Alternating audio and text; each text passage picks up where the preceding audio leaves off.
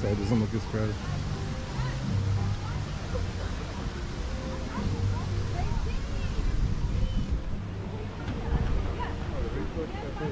Yeah.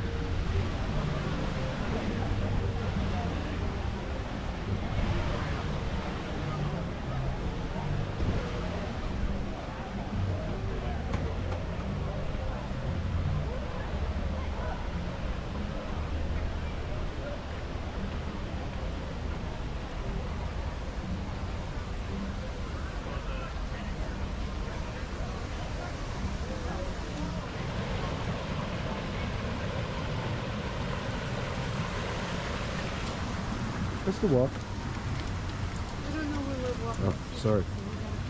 Yep, we gotta go left. Hey, he knows where to go. You know where to go, right?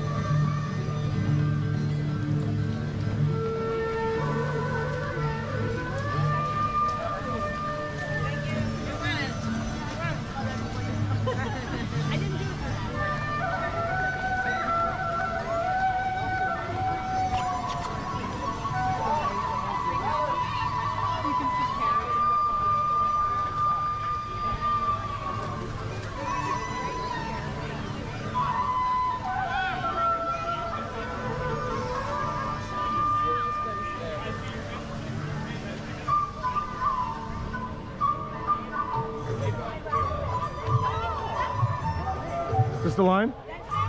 Okay. She's ready for you.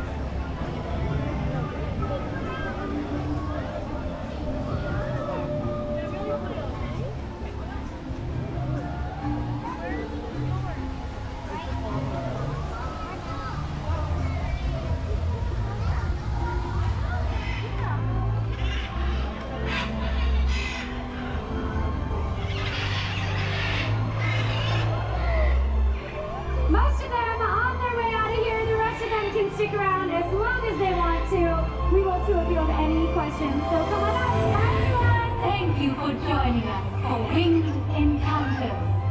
Remember, together.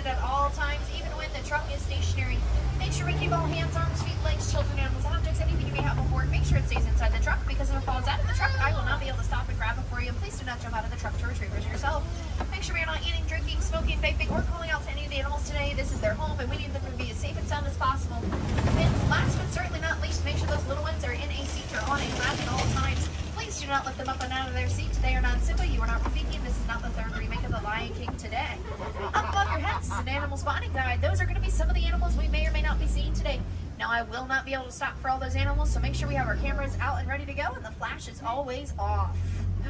Okay, on the right is the okapi. Now the okapi looks like it's related to the zebra, but it's related to the giraffe instead. They both have those prehensile tongues.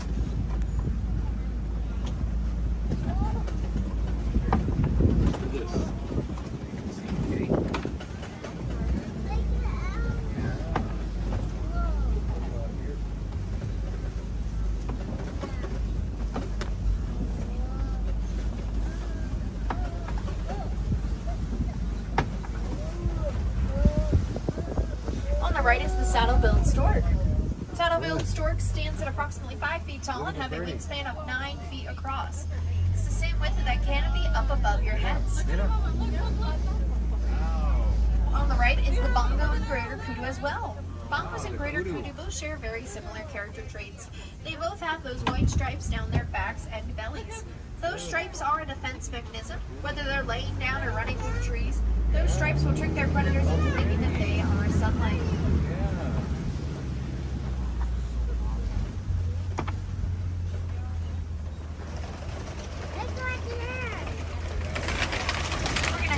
Safi River.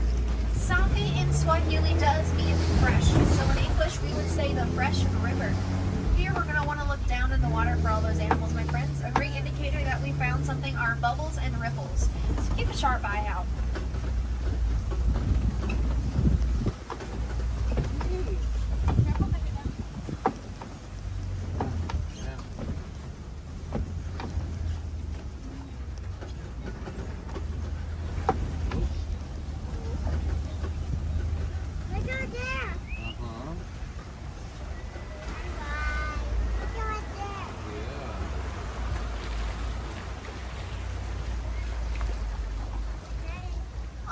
Are the pink-backed pelicans.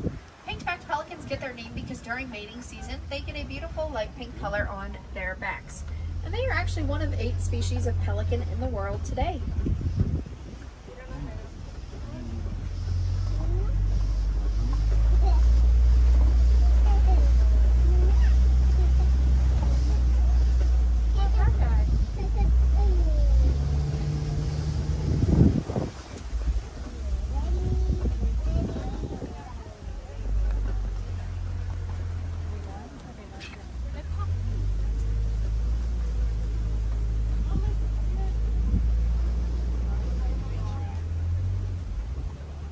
It's very, very safety critical that we remain seated for this next part, because coming up on our left-hand side in a moment here will be some real-life Nile crocodiles. Nile crocodiles weigh 500 pounds each, and they will eat half that body weight at every single meal.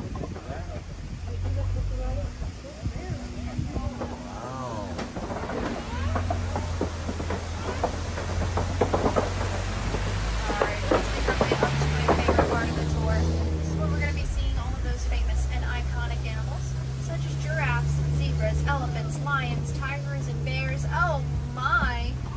Alright, I might be lying about those last two. That's the wrong movie franchise. But who's excited to see some animals? Woo! I love that energy. Let's keep it up. Now, coming up on our right-hand side here is going to be the world famous, big, beautiful tree. This is the baobab tree, friends. The baobab tree is leafless 9 months out of the year for water conservation. It will store water in its trunk, and when animals get really, really thirsty, they'll puncture the side of that tree and use it just like a drinking fountain. That is where it gets its nickname, the Tree of Life. Now I'd like to welcome you all to the Western Savannah. Kilimanjaro Safaris is currently the largest attraction at the Walt Disney World Resort. To give you an idea of how big this attraction truly is, you can fit the Magic Kingdom theme park inside of this reserve.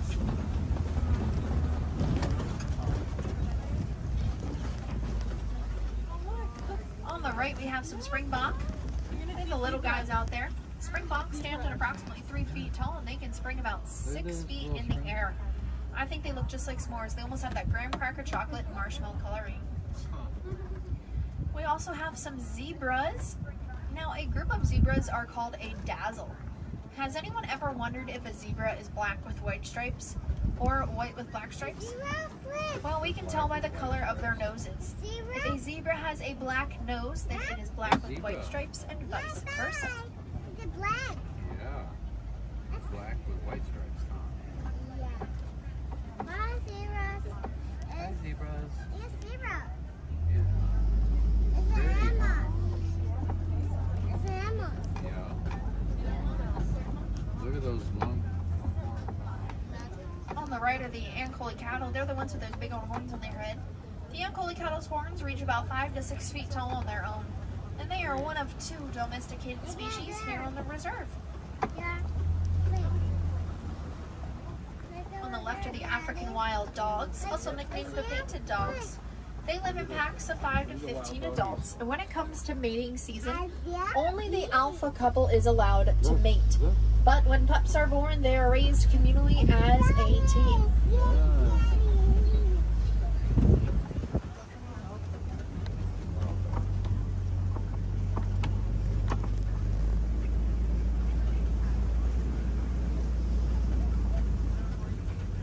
On the left are the sable antelope. The sable antelope's horns are a defense mechanism. They can hold off a lion just by one simple tilt of their head.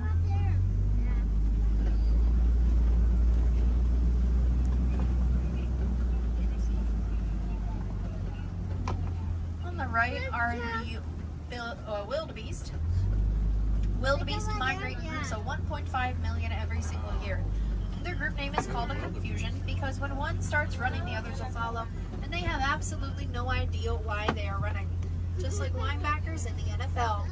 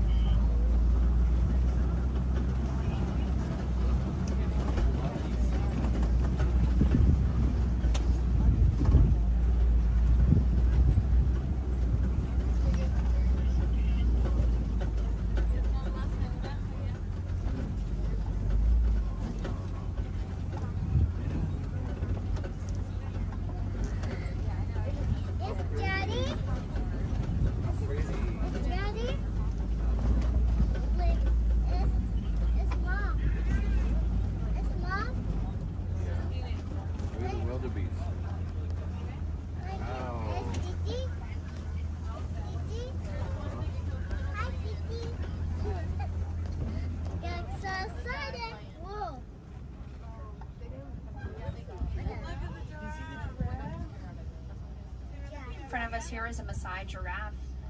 Maasai giraffes are one of the tallest animals in the world. They can actually reach the height of about 18 to 20 feet tall, depending on what giraffe it is. Now, giraffe spots are unique to them, just like our fingerprints are unique to each and every one of us. And the first thing a baby giraffe will learn is gravity. They have a 6-foot drop from their mothers to the ground at birth, and that drop helps keep their heartbeats and their lungs all in the same rhythmic system during the birthing process. There's a giraffe, Mama. Look.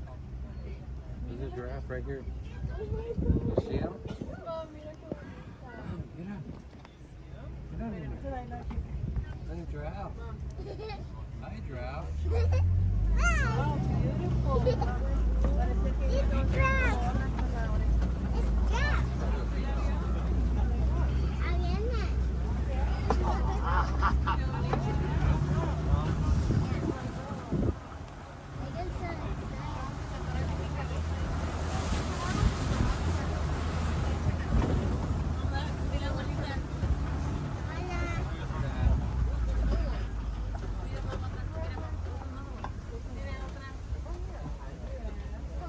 These chemicals with the tree. Is that baby? See? There's another one. You see me? More giraffes?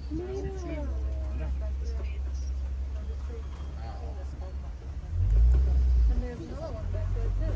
Mira la otra. Ahí está.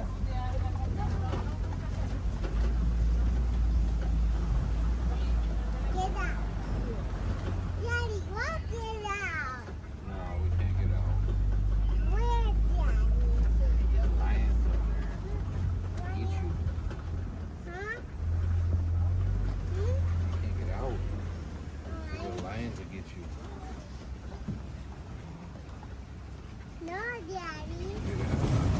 the right is an African elephant.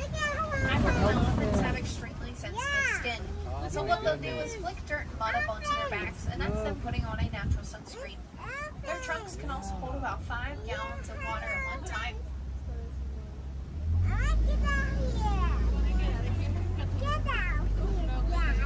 No, I can't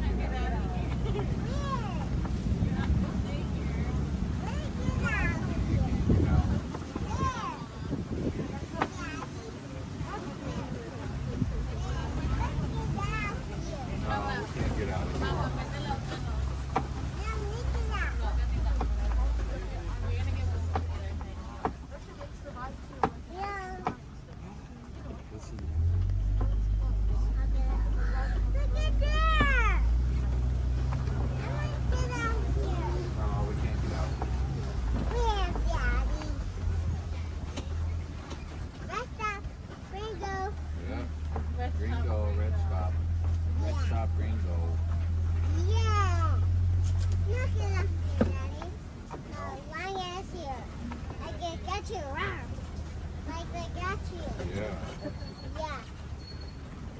It means no worries for the rest of your days.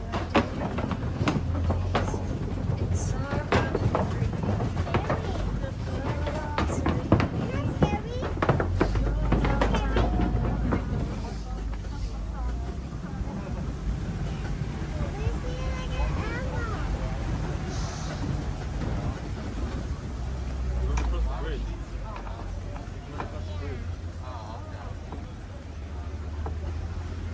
We're gonna enter into some front plates.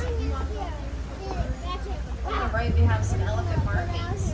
These are from the elephants digging their tusks into the red clay to eat it to get their daily nutrients and vitamins.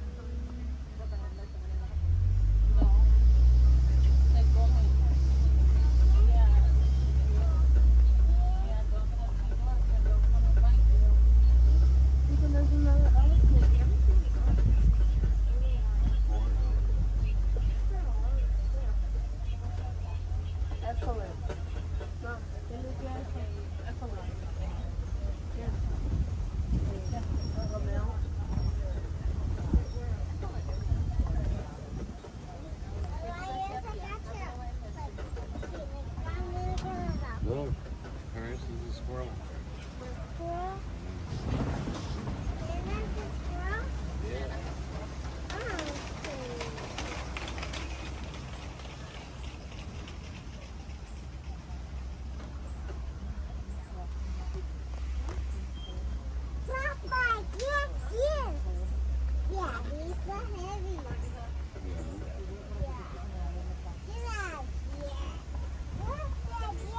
Wait, you're gonna see. You gonna see the elephant?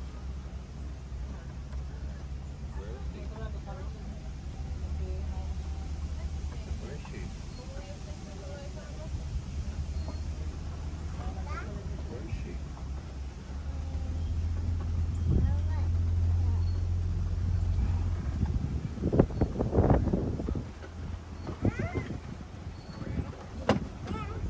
right there. More wildebeest. Yeah,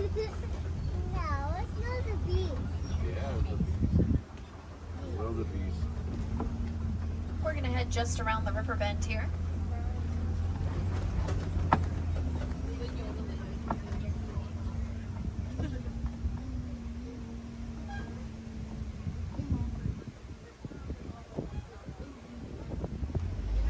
If you've ever seen an elephant flapping their ears back and forth, that's them actually cooling down their body temperature. They can cool down their bodies 100 degrees if needed.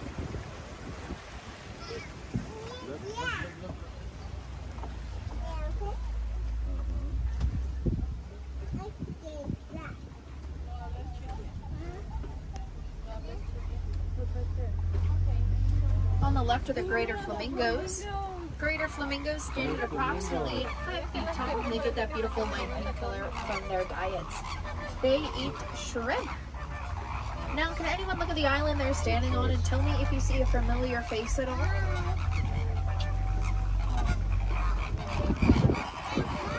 It's Mickey. It's the largest hidden Mickey here on the Harambe Wildlife Reserve.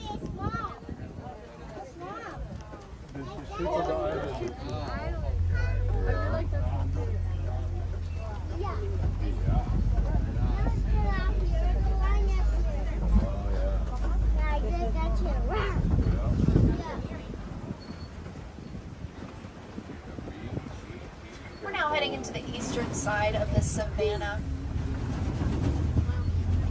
Now this is where I will not be able to stop for any of the animals unless they happen to cross in my path or another truck's path. Make sure those cameras are ready to go, my friends. On the left are some ostriches. Ostriches are the world's largest, fastest flightless birds. Their wings may not be able to take them anywhere, but their legs surely can. They can run at about 40 miles per hour.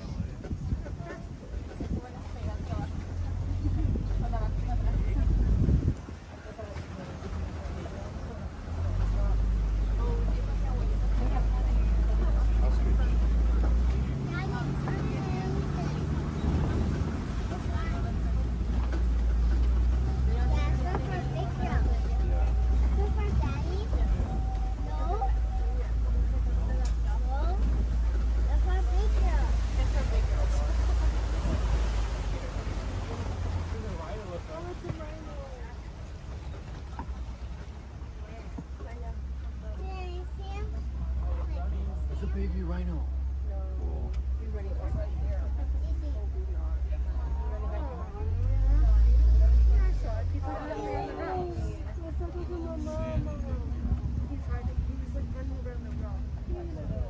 On the left are the cheetahs. Cheetahs are the fastest cats in the world. They can actually reach the top speed of about 79 miles per hour. And they are fantastic hunters. They'll hunt all throughout the daytime, which is much harder to do than hunting at night. Now, coming up on our left-hand side or in front of us is going to be some white rhinos. White rhinos weigh about 4,000 to 5,000 pounds each. And they will take care of those horns on their head just like you and I take care of our fingernails. They will file and keep them as clean as possible. And this is the newest member of the rhino crash.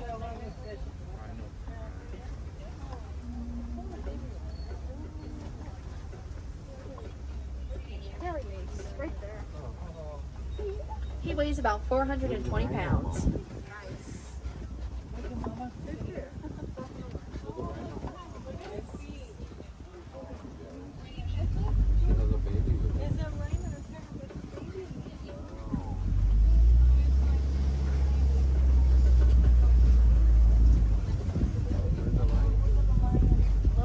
On the left are the lions. Lions are nocturnal. They'll sleep about 18 to 20 hours a day. When it's nighttime and it's time to go out and hunt, the females will actually go out and hunt, while the males will stay back and take care of the baby cubs. Males, if they're laying down, you see them? Yeah.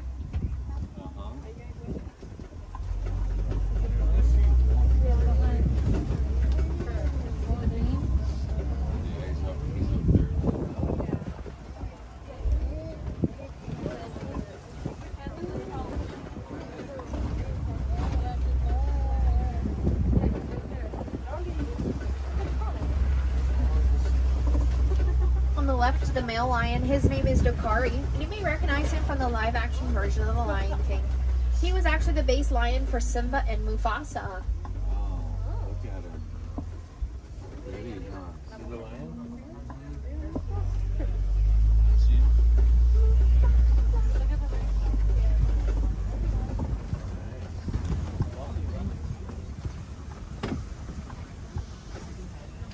There are some warthogs on the left there, just like our best friend Pumbaa. Pumbaa in Swahili does mean silly or the fool, but we can't be fooled by that statement because warthogs are extremely intelligent animals. They are also the world's largest burrowing animals. They burrow into the ground to lower their body temperature, as well as stay away from insects they don't really like. And these are waterbuck. We don't know too much about waterbuck, but we do know that they are a part of the antelope family. And they absolutely love the water. So what they'll do is they'll find a puddle, a watering hole, anything they can find and hang out there for all throughout the day.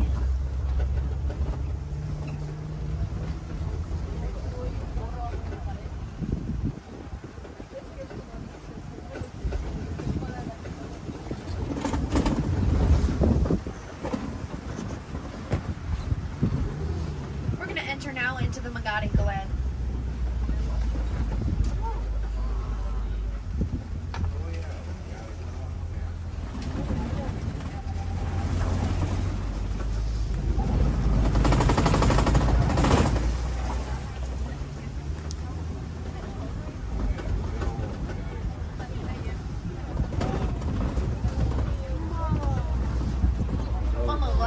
Nigerian dwarf goats. Nigerian dwarf goats stand at approximately 5 feet tall, and they eat all the over and undergrowth from the reserve. The other animals don't really like.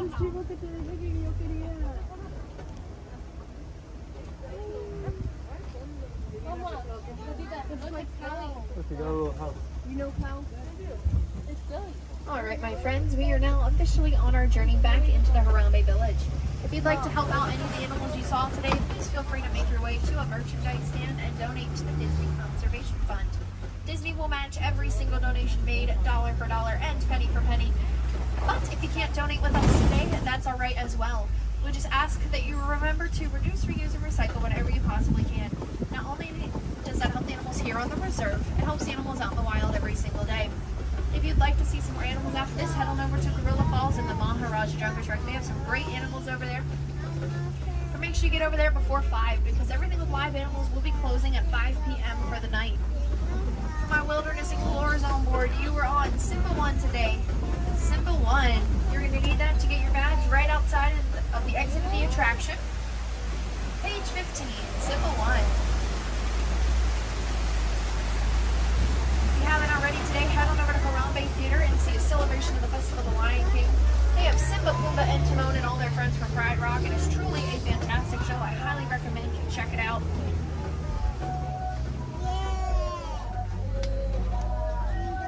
If you have the My Disney Experience or you head to the front of the attraction, those places will be able to get you those accurate.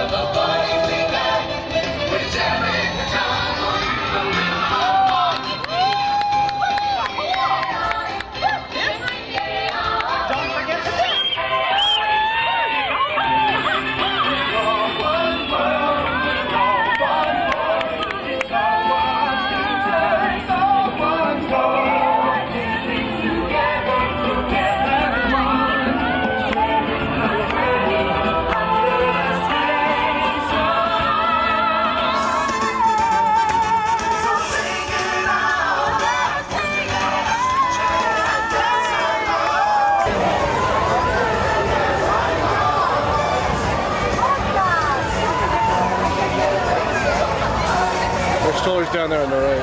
Hopefully.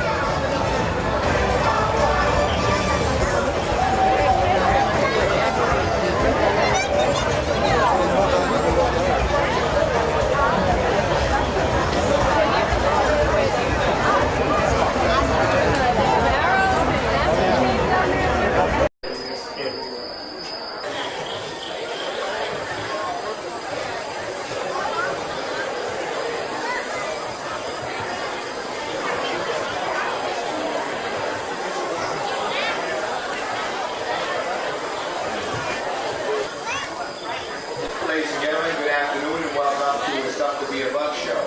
We'd like to remind you one more time that there's...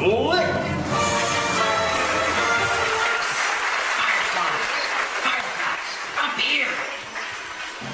No, over here. Way over here. Way over. A little more. Little more. Little... That's... Perfect. Oh, and hi. Hi. Hello. And welcome.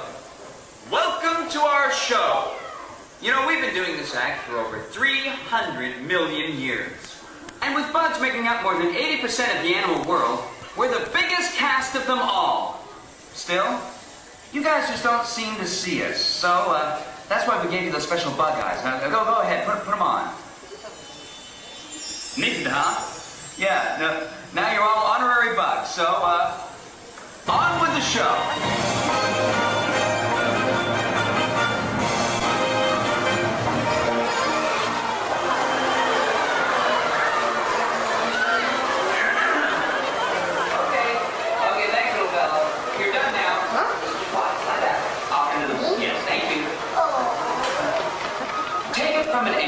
It's tough to be a bug.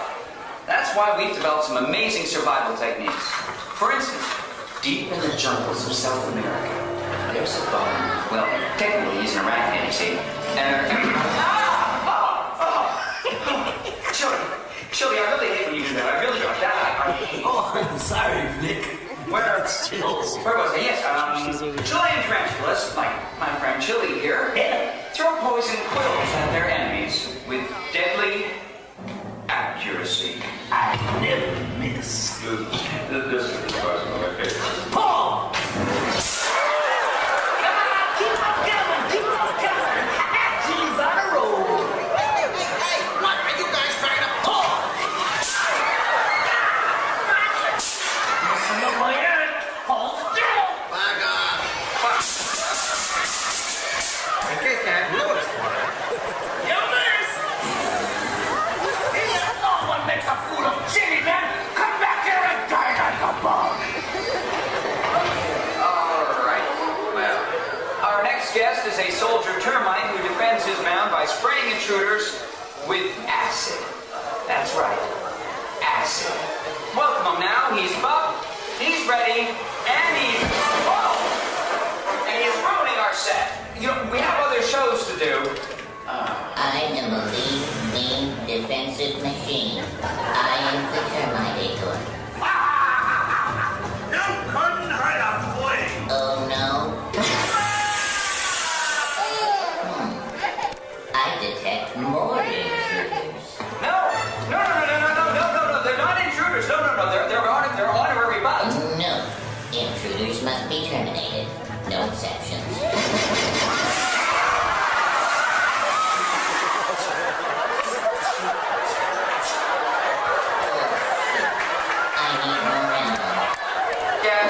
Let's meet the silent but deadly member of the bug world, the stink bug. All right. Oh, just a second. Let him in, Claire. You'll never catch me. Blake, the target's moved.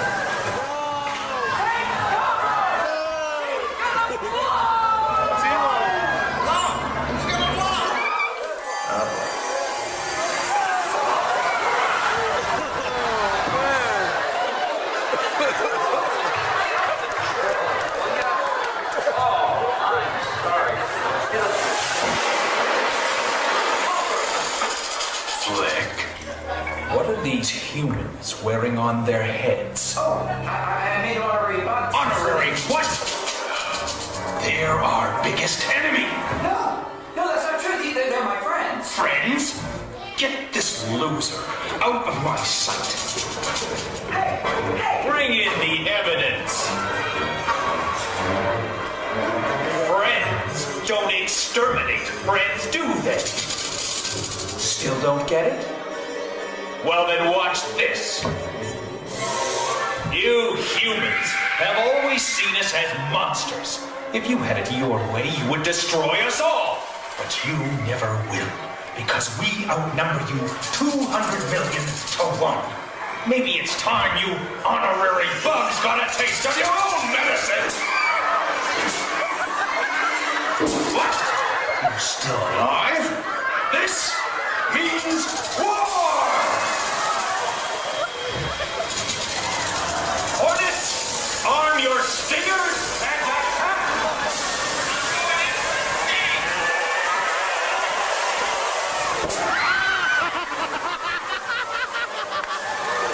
You're over your target, Black Widow Spider! Jump!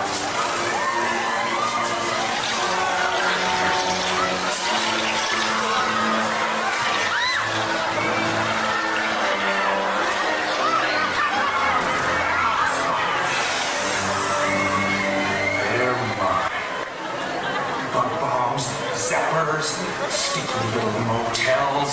Nothing can stop us. Ha! Nothing!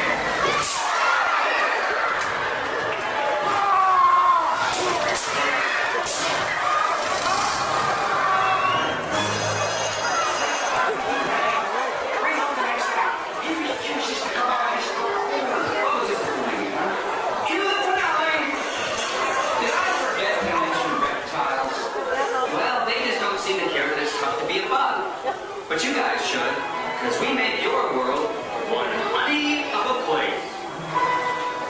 We're pollinators! It's a piece of cake.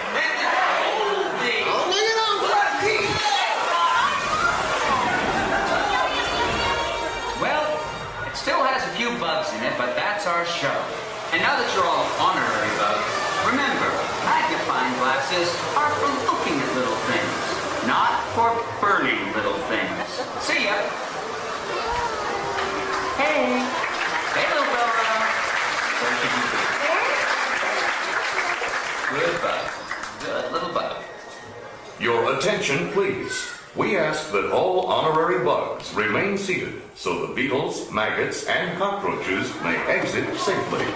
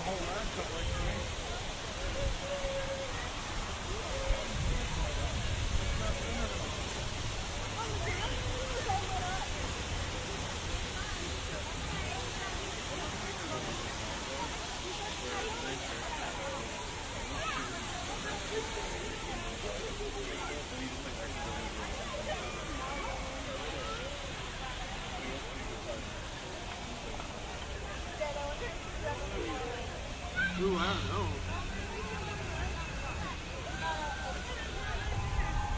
Do it again.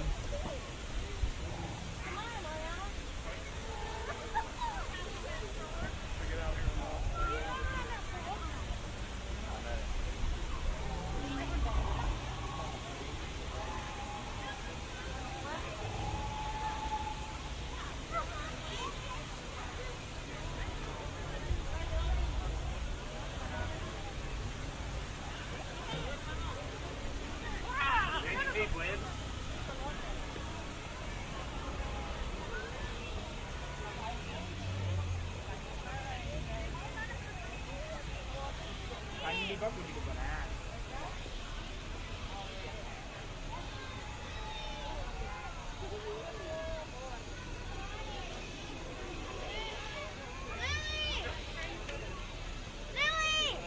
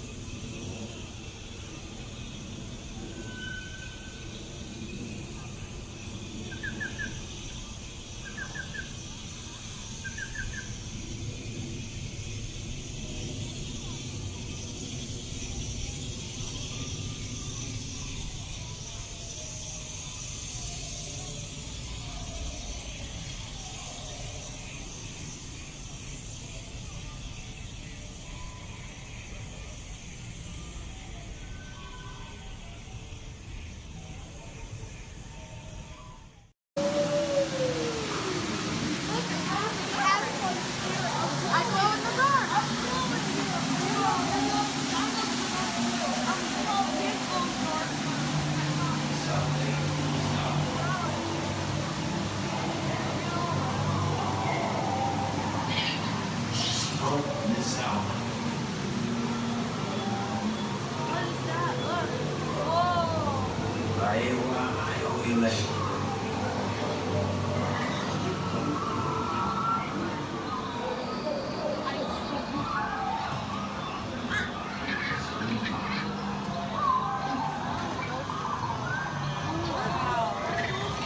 I don't know. That is cool.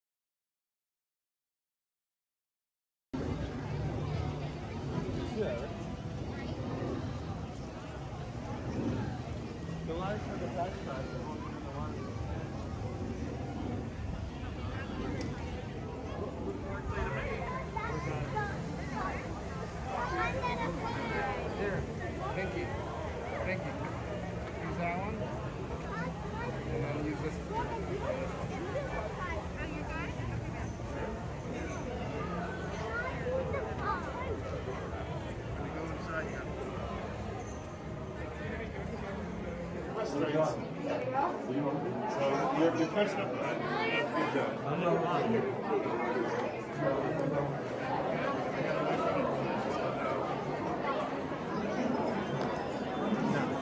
Punch. Give me a big punch. Look at this one I saw earlier.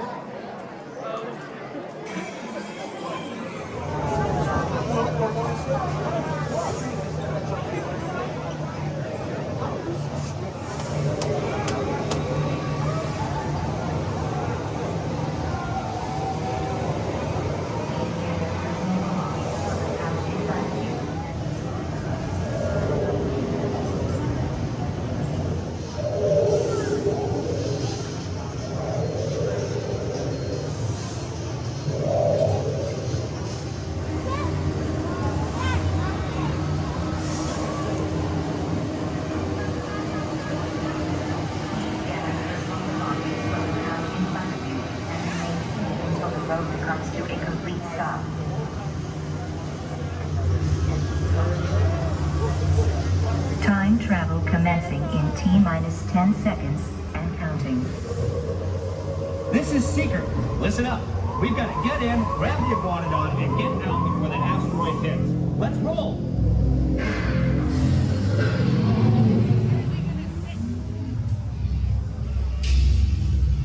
Yeah, baby.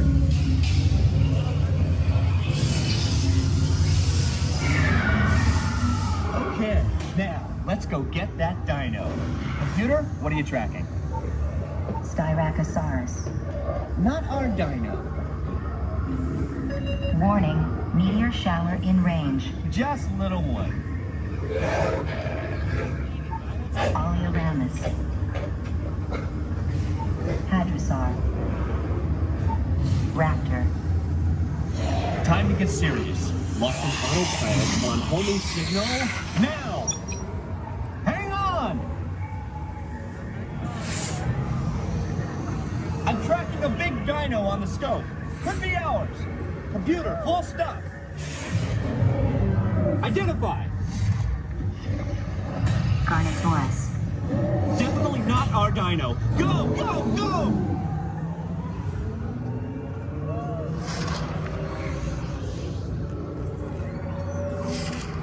Another big guy coming up. Computer. Slow and identify. Sauropod.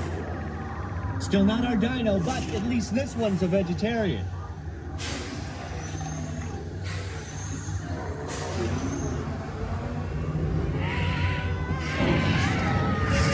Asteroid impact in 90 seconds. We better move it. Pterodactyl. Incoming! Asteroid impact in 60 seconds. We can't stop now. Keep going, keep going. Compsognathus. Computer, what's happening? Loss of traction.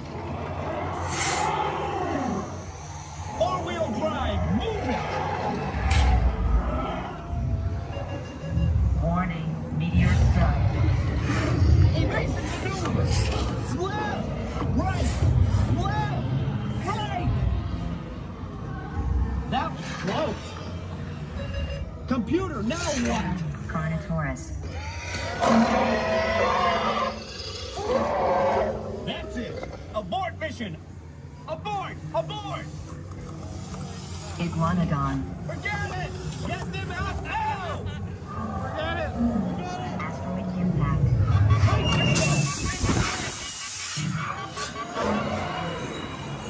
They're not gonna make it! They're not gonna make it! Mission accomplished. You made it! I knew you would, and guess who made it back with you? I better find him before security does. Thanks for everything!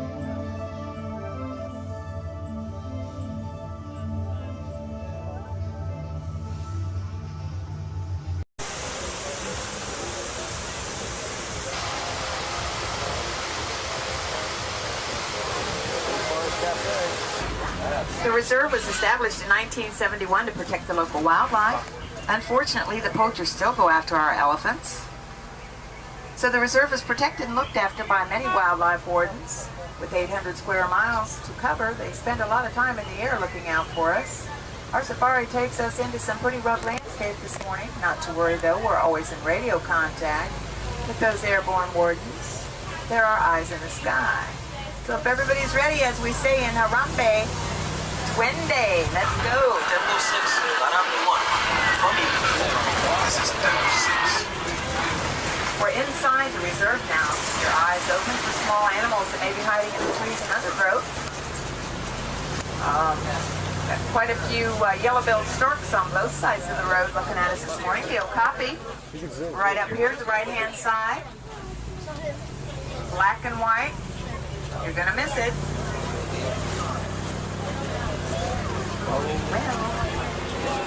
You may also catch a glimpse of the black rhino who's trotting around up at the top of this road here. There we go.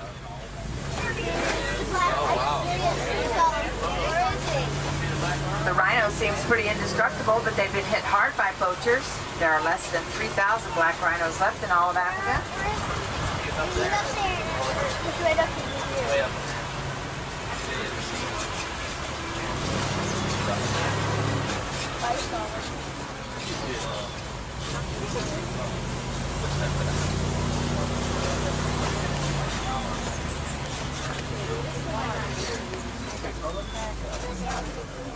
Tabongo. See it up there eating the trees? Large red body with stripes, horns. They are called the ghosts of the forest because they are rarely seen. That's rarely seen.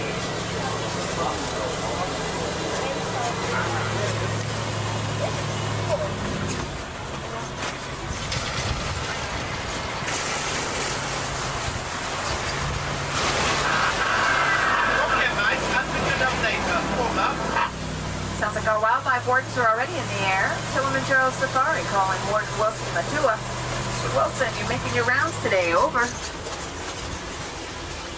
Yes, Simbawan. And today I have a passenger. Miss Jobson, my favorite wildlife researcher. I'm Jumbo, everyone. We're at the Safi River heading north into the savannah. If you've got any wildlife spotting tips, we'd love to hear them. Roger, Simbawan. Will do. Over.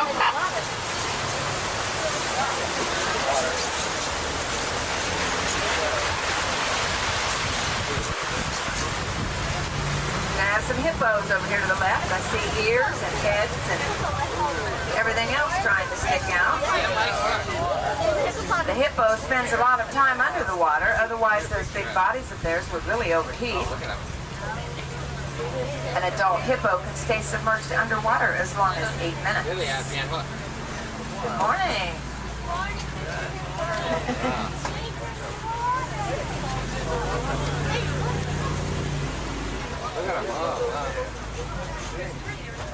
These are Egyptian geese over to the left-hand side also. The pink legs, Egyptian geese. Simbawan, when you come to Selikali Bridge, go pole, very slowly.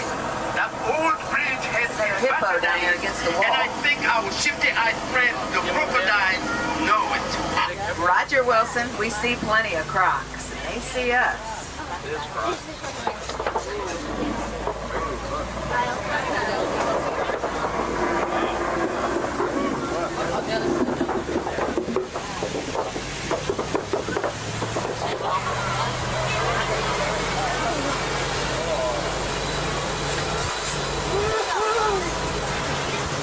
Coming up ahead, the best view in the whole reserve, also a look at some of the reserve's finest ancient baobab trees.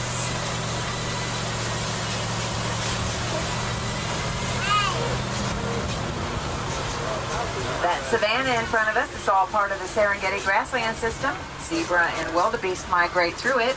Antelope, lion, and elephant live there year-round. It's part of the wild Africa we're all working hard to save.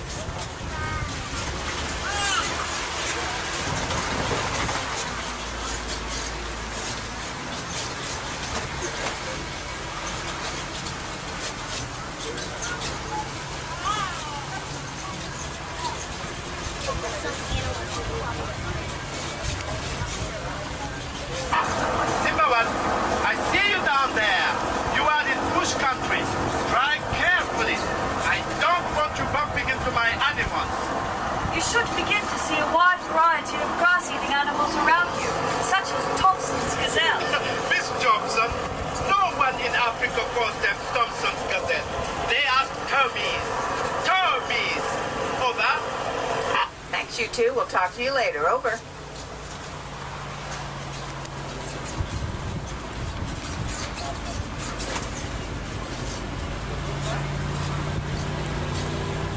Yeah, those are little Tommy gazelles out there, but you can see them better on the other side of that side. So talk about them when we get over there. Ahead up on the hill there, you see some antelope that are dark in color. Those are sable antelope. Dark color, white markings, sable antelope. Very pretty they are.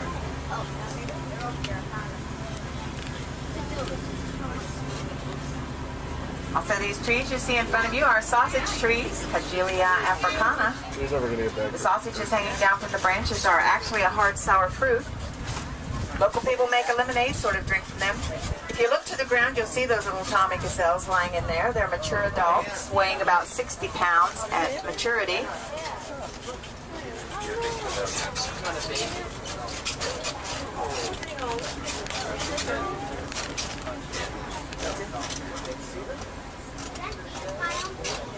Yes, those tall cones of earth you see are termite mounds.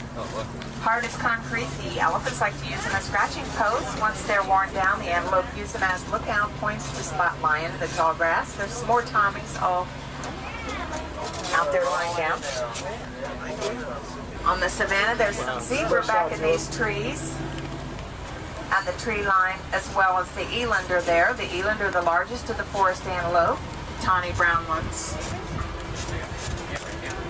There's giraffe in there also.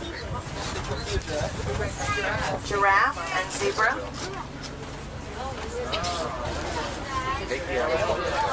What?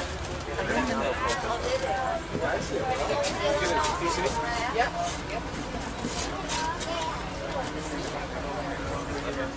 There's another one. Look at that. Look at that.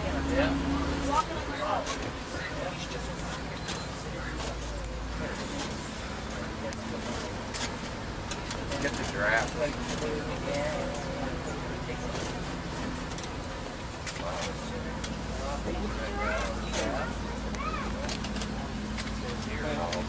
It's a little small herd of wildebeest out lying down in the center here, and up on the hill there's some ostrich.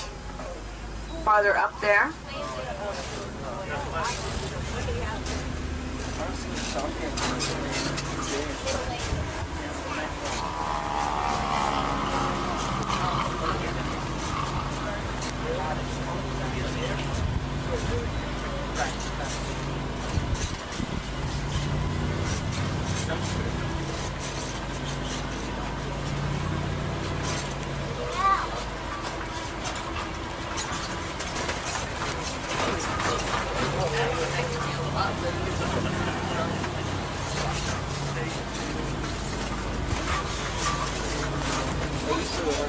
On the other side of these rocks to the left, you may see the mandrill baboon. We're also entering elephant country at this time. Hopefully we'll get to see our two most famous residents.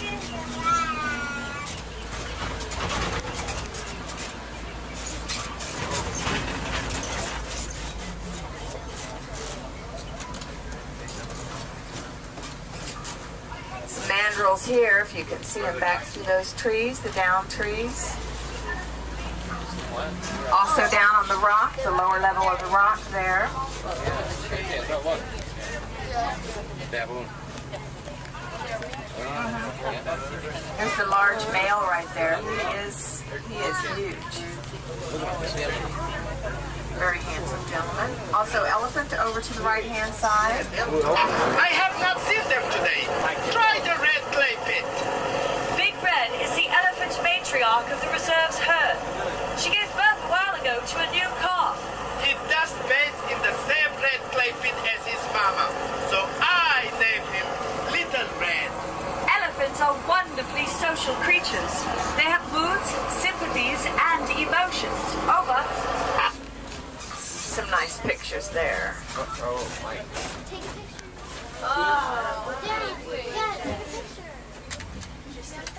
They do that. It looks like they ham it up sometimes. Look.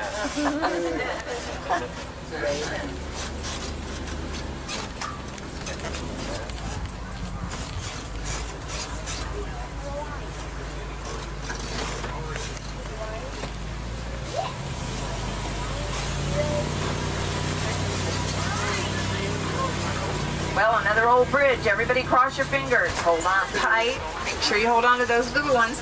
You might also spot those elephants. All right, right there. Uh-oh. Hey, you didn't cross your fingers.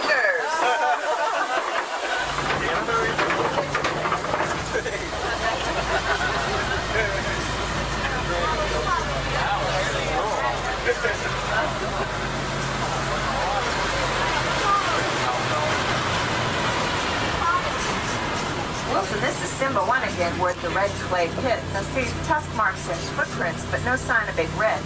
We'll continue east to the watering hole. Over. I copy you, Simba 1. Over.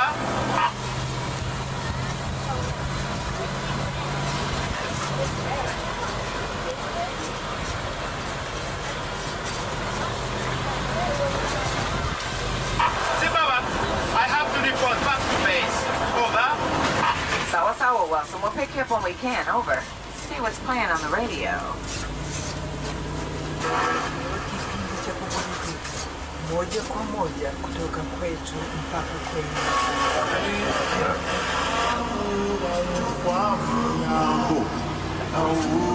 There's the ostrich on the right hand side.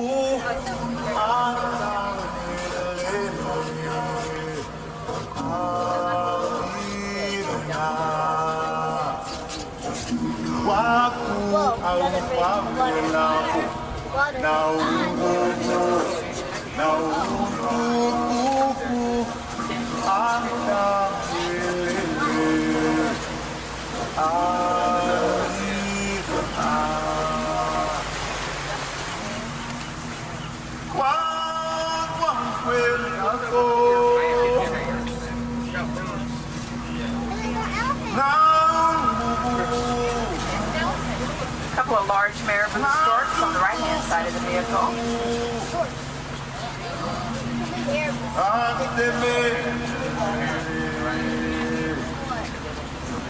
Also some white storks, as well as the greater flamingo in the center.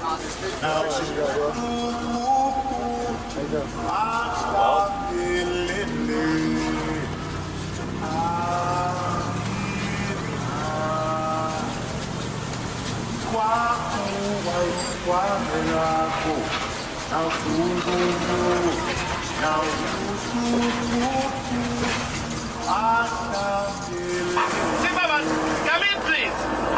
Hold on, Wilson. Go ahead. I got a report about the suspicious jeepney bingo copies. Keep a lookout for it. Roger, Wilson. We're not far from the copies now.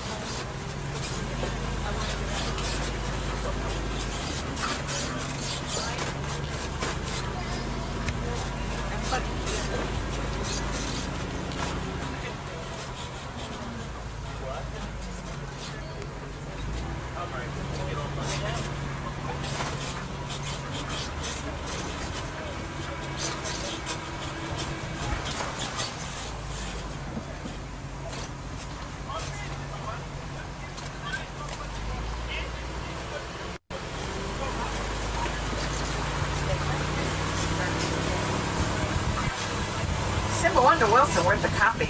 Nothing suspicious here. Okay, Simba 1, but keep your eyes open for anything unusual. Over.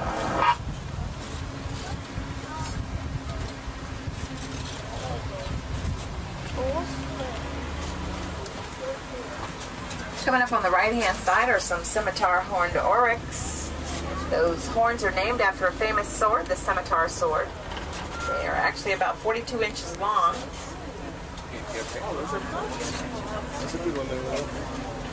There's also some more gazelle back in there.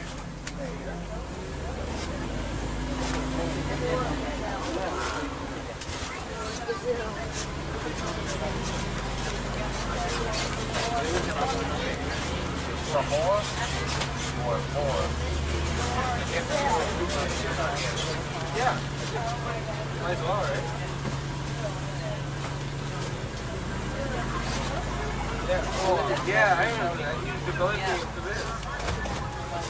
Yeah. What was that movie called? It was good, man. Oh, there. Another one there.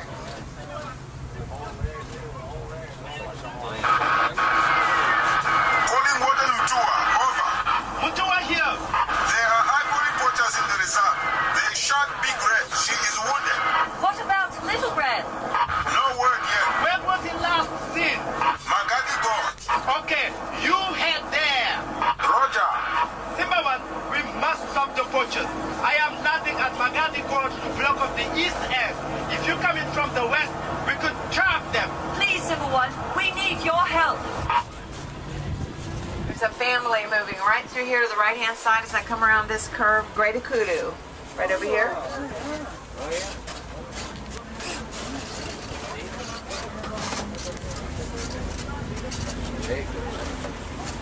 All right, everybody up for helping Wilson get these poachers?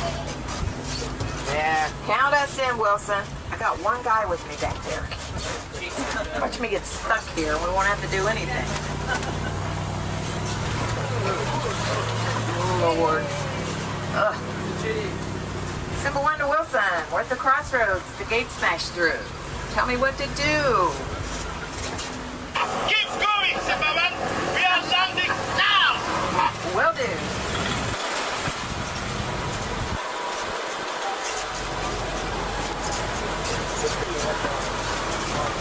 Zimmerman, we spotted the poachers. Head east. Force them toward us. Roger. Hang on, everybody. Yep,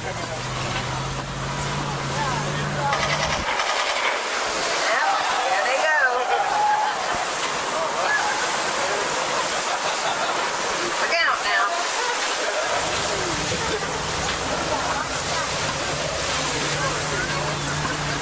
The poacher camp. Smoldering fire, they can't be too far. Get these guys.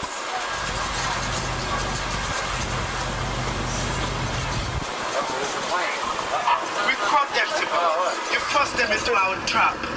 The wardens have Big Red. She'll be fine. Little Red safe. All right. See you, Zimmerman. I have to deliver the baby elephant back to his mama. Asante sana. Goodbye, Simple One, and thank you. Glad we could help.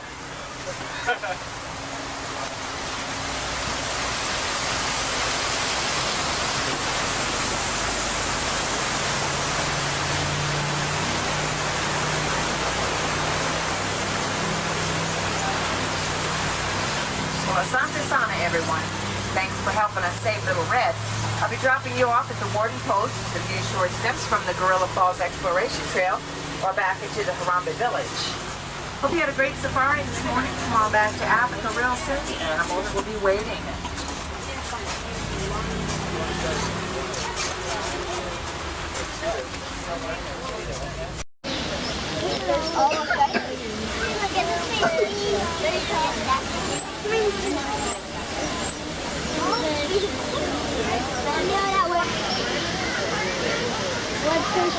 Really nice.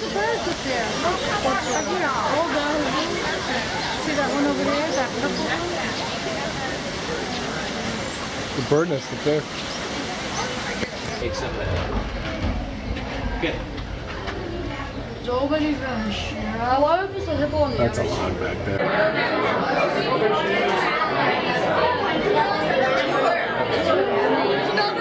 See the two little babies?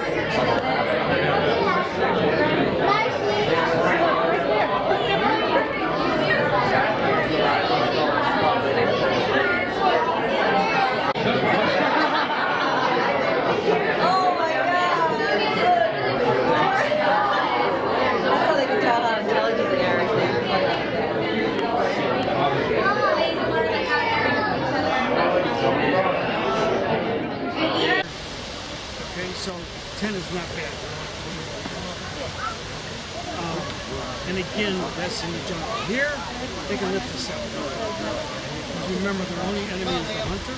We decided to take a swim. Of all the 36 kinds of cats that live on Earth, we can all swim.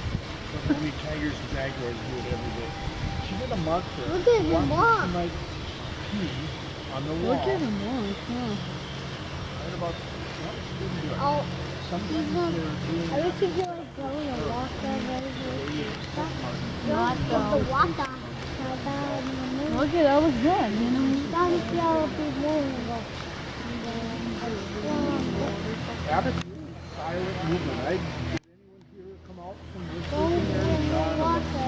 You're the best. You're water. Name Lupa.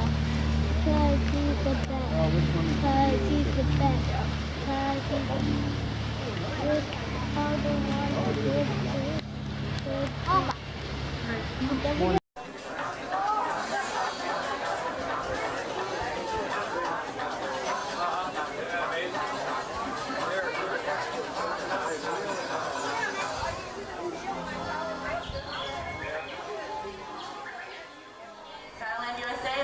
gives to Station.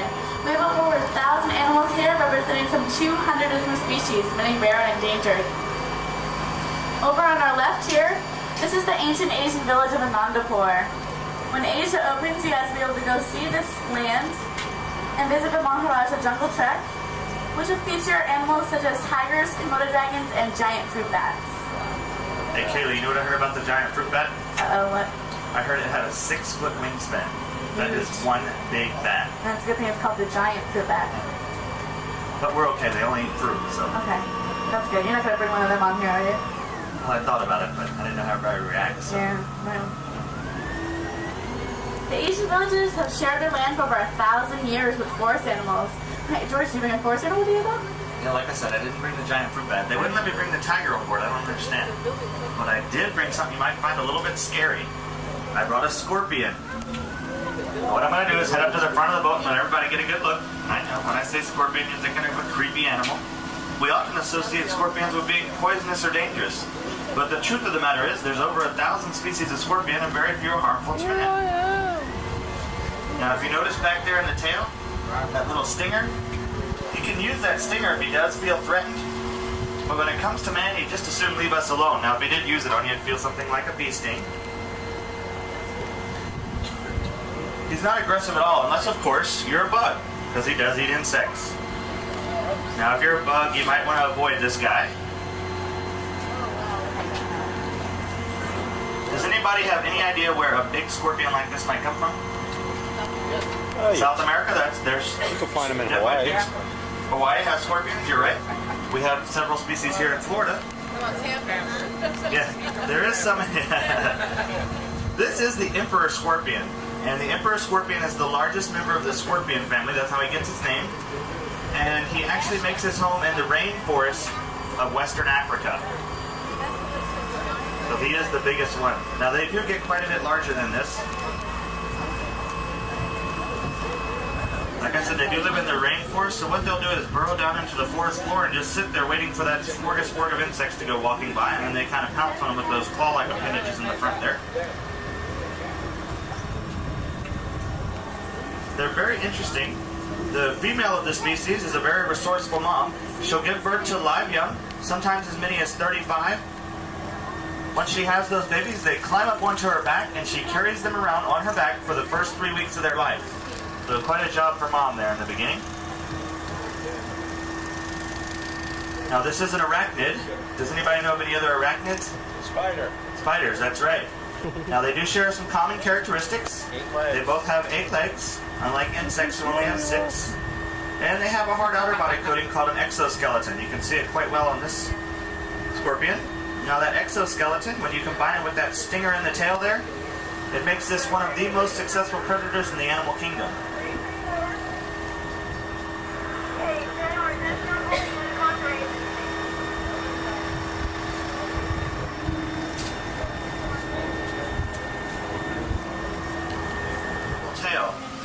But will happen, you can see this particular leopard gecko is already, he's regenerating a new tail. His tail looks kind of oblong.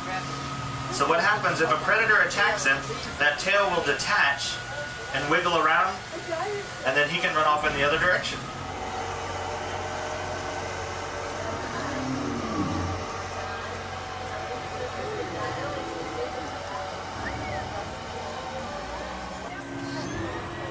Hey George. Yeah. Did you say the dinosaurs were extinct? I think we all agreed to that. Okay, then how are you going to explain this one?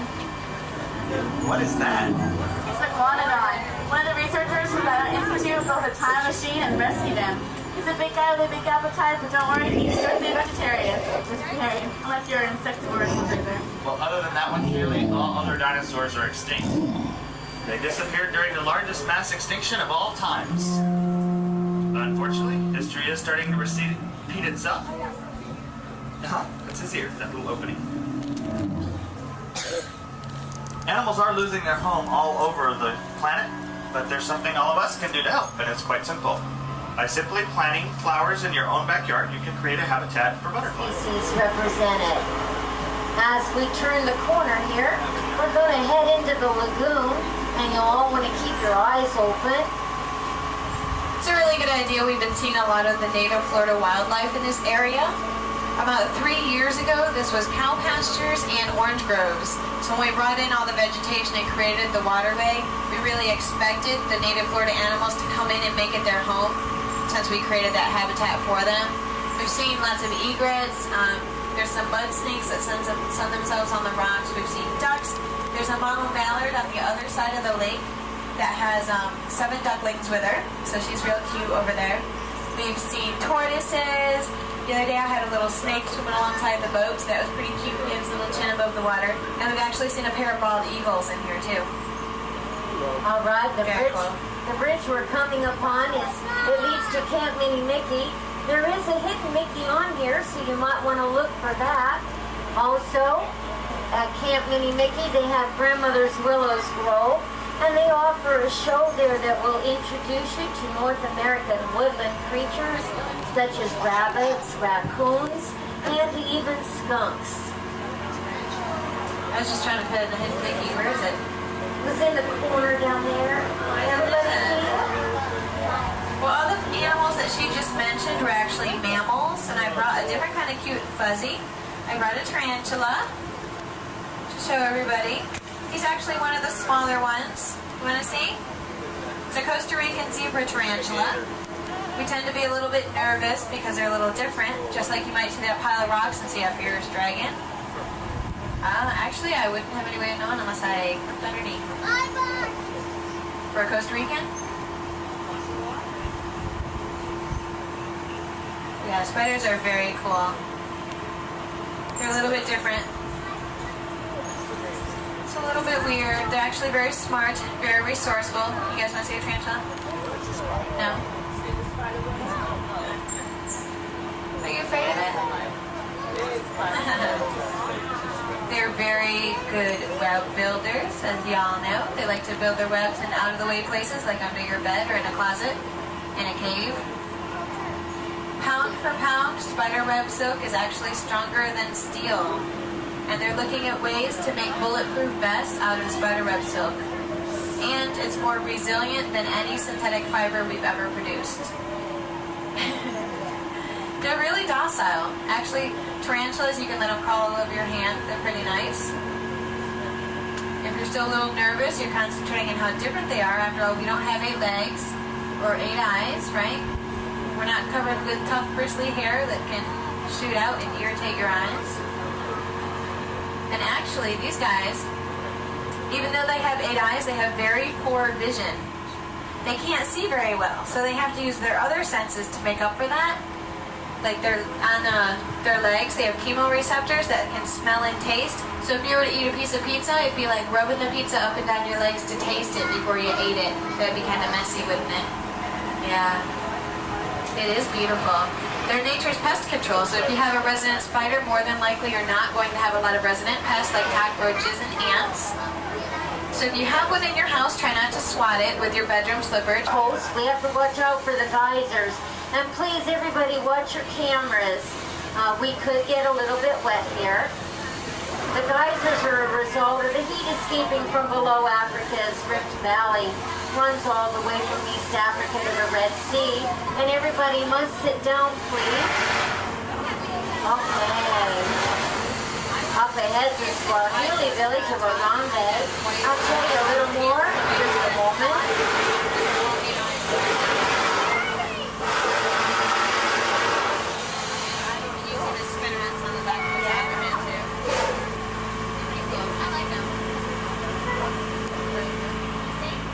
That yellow on top of his bill actually kind of looks like a saddle. The orange on the side of it is kind of like stirrups. He's actually one of the tallest storks found in Africa. And you can get a real good look at him if you go see the Tree of Life Gardens. There's like a walkway, and it looks like he's sitting down right now. When you look at him, it actually, like, you look at, and it looks like his knees, you can see a joint there. Those are actually his ankles. So when he sits, it looks like from here down is bending out in front of him. He's kind of hiding back in the bushes right now in the shade, I think. He was up moving earlier. Sometimes you see him pop up with a frog in his mouth or something. Right under here, underneath this tree, you can see a European white stork. There's actually two of them in there. The other one, I think, is right down here in the grasses. Those make a migration of over 3,000 miles every year from Central Europe to Africa. And they love people, and they like to nest in chimneys. So this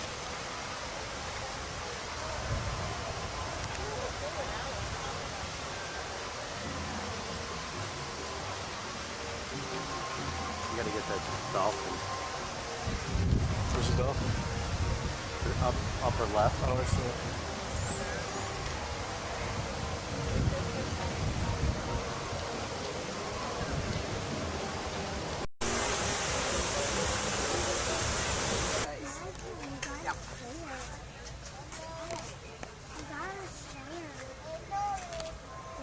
How do you focus it?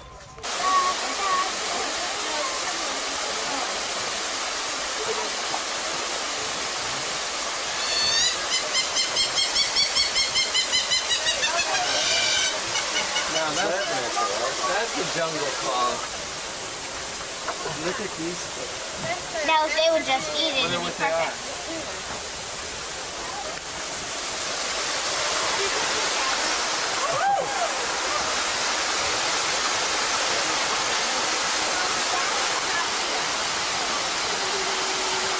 That's beautiful.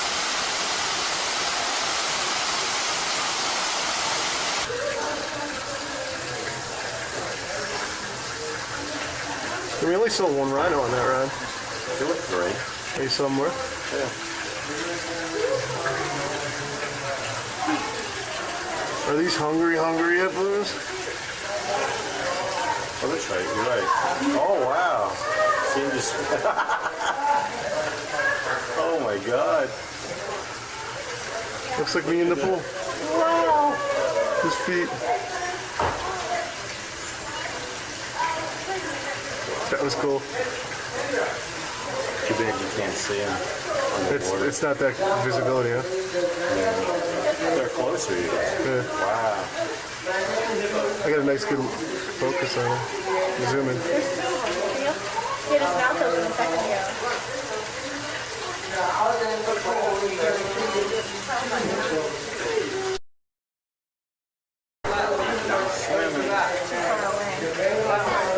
Looks like he's coming this way, though. There he is. He rubbed his chin. He can stand there a long time. I'm so curious kind of like there. He's sleep underwater. So it's his eyes. Never saw a hippo underwater like that. They're very graceful in the water, actually. So am I. Like he sleeps. There's the other one. There he is. You put this one on there too. Oh, he's swimming. He's right there. One little paw. Cute. Very good. Come back down. Eat down. There goes the other one. Now he's up. His little eyes are sticking up.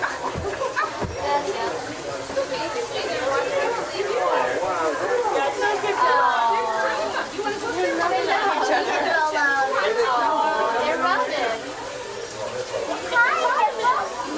faces. Get a little smile on her face. Posing for the camera. Their eyes out top. That's really wild. They're back here like nasty. They're looking at the people too. So smiling. Or are their eyes? They're thinking, I wish I could eat you. And then their eyes are vegetarian.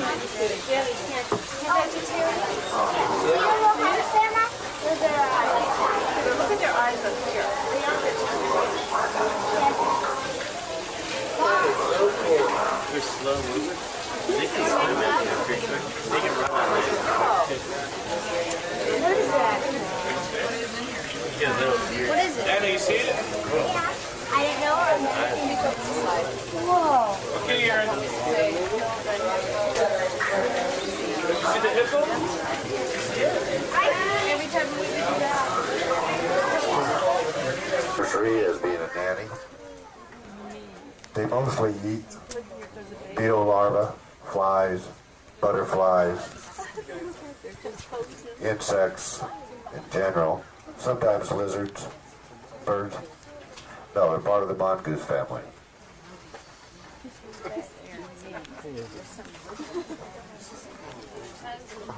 Now if you see the small antelope type animal right there, probably right below the screen area, can anybody see those?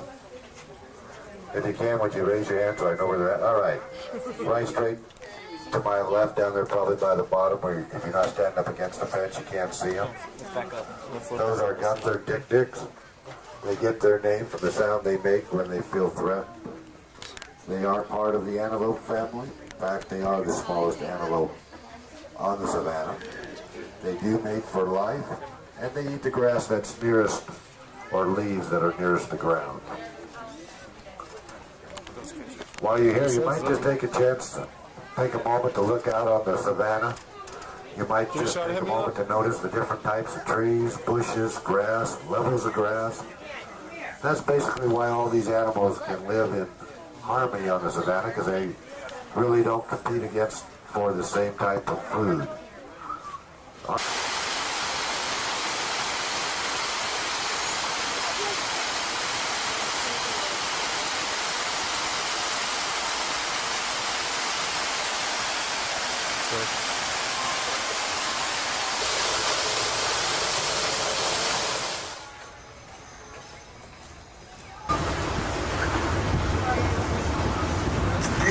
See now are the backstage homes of our lions, warthogs, and antelope species. At night, they return from the savannah to these structures to be housed and fed. This system allows their keepers to see each animal several times a day to monitor their health and well-being. The rounded boulders beyond these buildings are the tops of our lion copy, the worn granite hills typically seen in the East African savannah. You are now getting a look into Animal Kingdom's African savannah, home to giraffe, elephants, antelope, lions, and many other species of mammals and birds.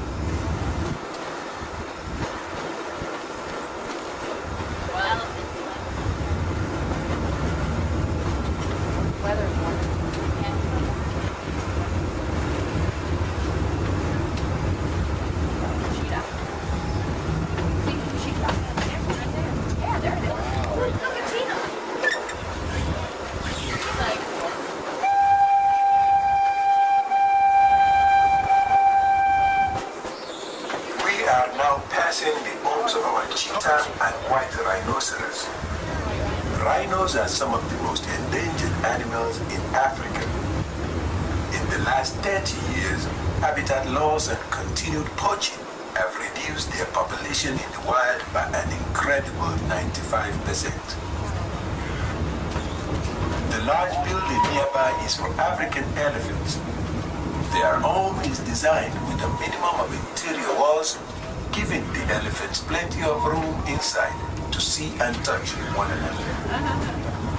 We'll soon be pulling into Conservation Station, where a variety of shows and interactive exhibits will show you both the good news and serious challenges facing wildlife today. You can join the Lion King's Rafiki on This is in the grand opening. Don't do it. What?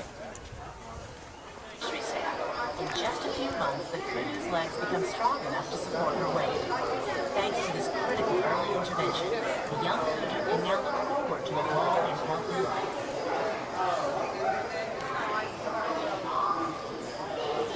There we go.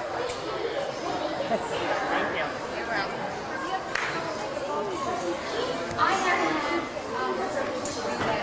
I've worked around all kinds of larger birds of prey. I've done mostly hawks, and owls. I'm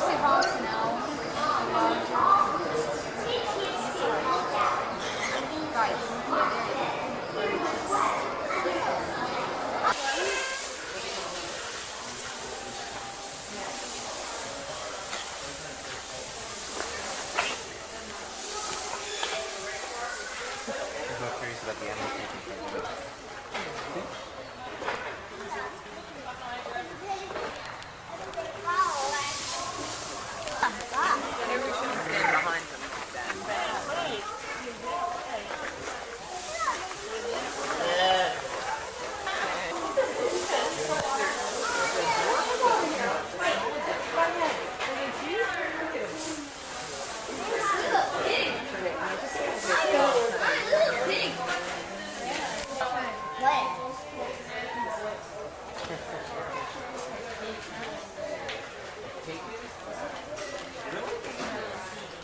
Still live in harmony.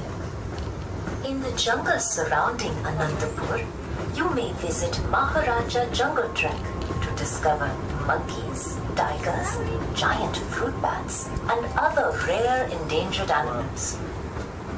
In April of 1999, Asia will also become home to Tiger Rapids Run, a whitewater raft adventure that will plunge you deep into the beauty and perils of an Asian rainforest.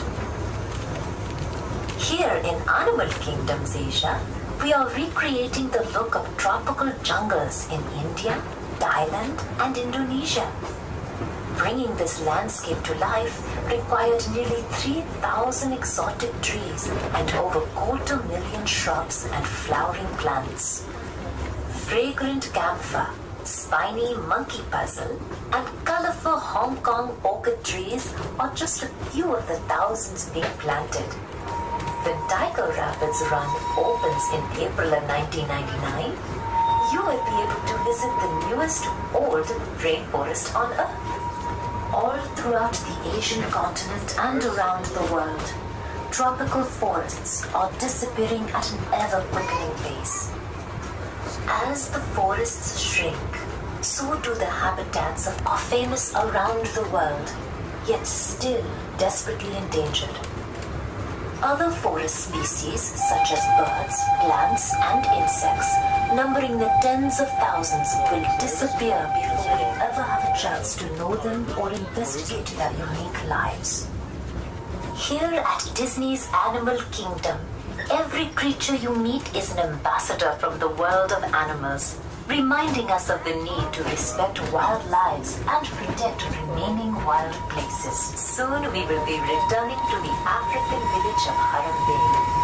If you have already enjoyed Kilimanjaro Safaris and Gorilla Falls Discovery Trail, take a stroll over to Caravan Stay.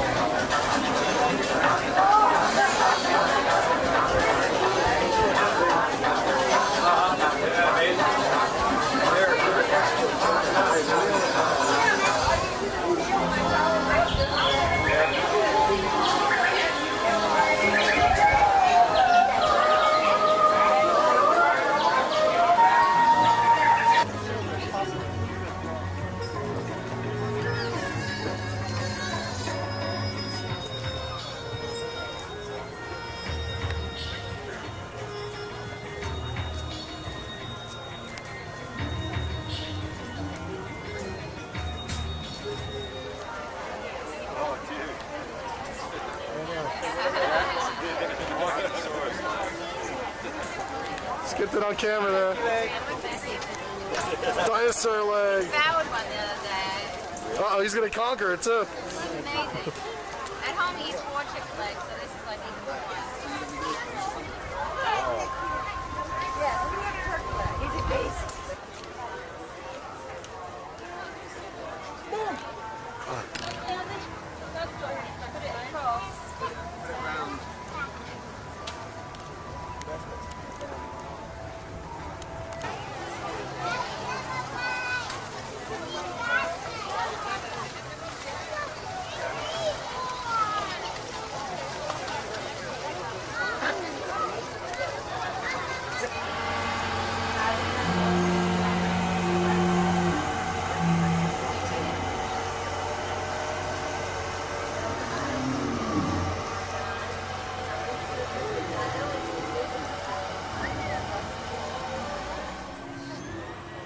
Hey George, Yeah, have you seen the dinosaurs were extinct? I think we all agree to that. Okay, then how are you gonna explain this one? What is that? It's the Iguanodon. One of the researchers from the institute built a time machine and rescued him. He's a big guy with a big appetite, but don't worry, he's strictly vegetarian. Unless you're an insectivorous there. Well, other than that one, clearly all other dinosaurs are extinct. They disappeared during the largest mass extinction of all times. But unfortunately, history is starting to repeat itself. That's his ear.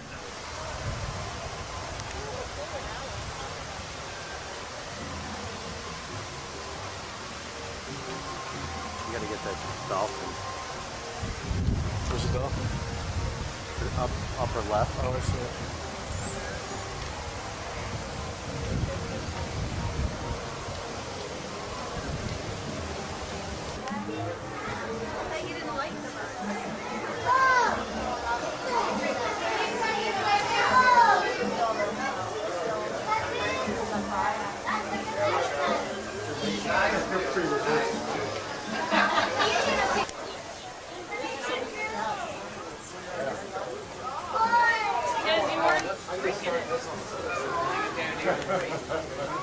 It's gotta be 3D design to do this one.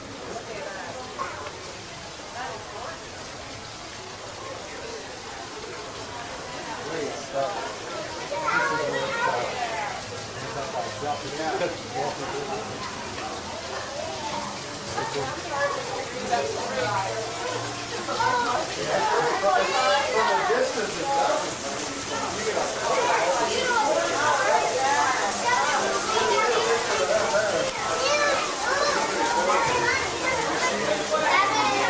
Boy's safety. Even the strength of the pack was no match for the tiger.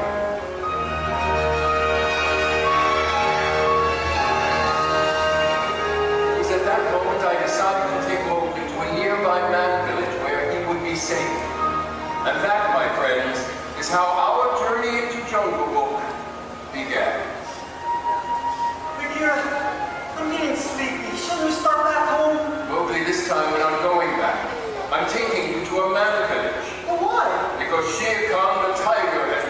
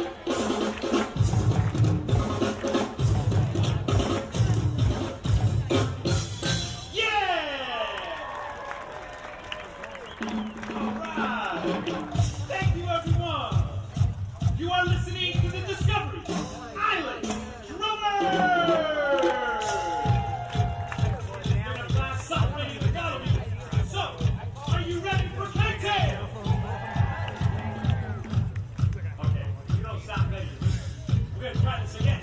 I said, are you ready for KiteTails? Wow, now you sound ready. So it's our pleasure to officially launch the high-flying adventure that is Disney KiteTails. Yeah!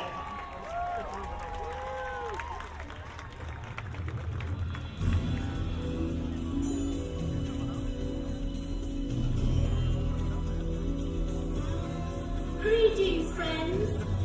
As part of the world's most magical celebration, we're so proud to welcome you to Disney KiteTails! Since the dawn of time, the air around us has held an ancient magic.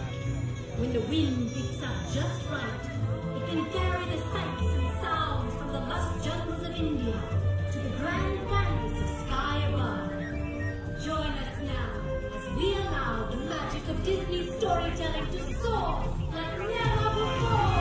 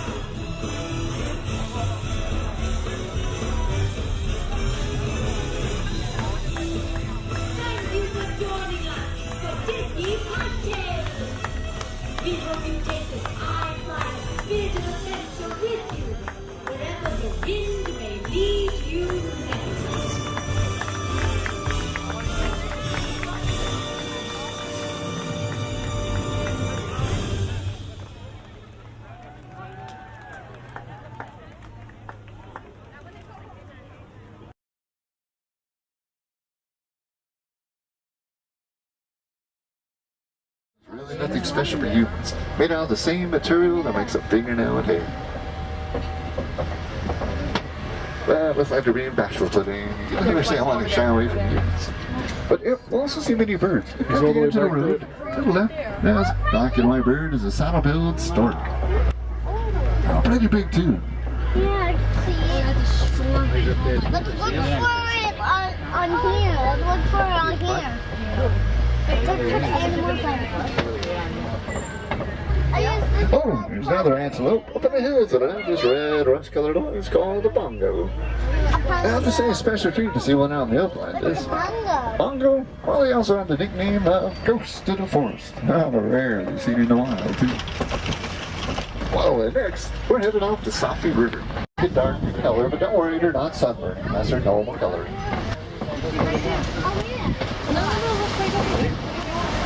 How big is these? Hippos like this? Well, they start out around 85 pounds at birth, but they can weigh over 5,000 pounds fully grown too. There's more in the river to the left on this island. And you notice they can stay under the water for quite a while too, colors. But their pink color only shows up during the mating season. Oh yeah, another hippo down there. Look at alligators, they can grow up to 20 feet long. With a bite that can crush the bones of their prey.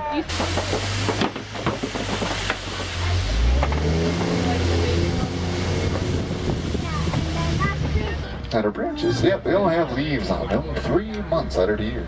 That way they can store water in their trunks despite the longer, drier seasons of Africa.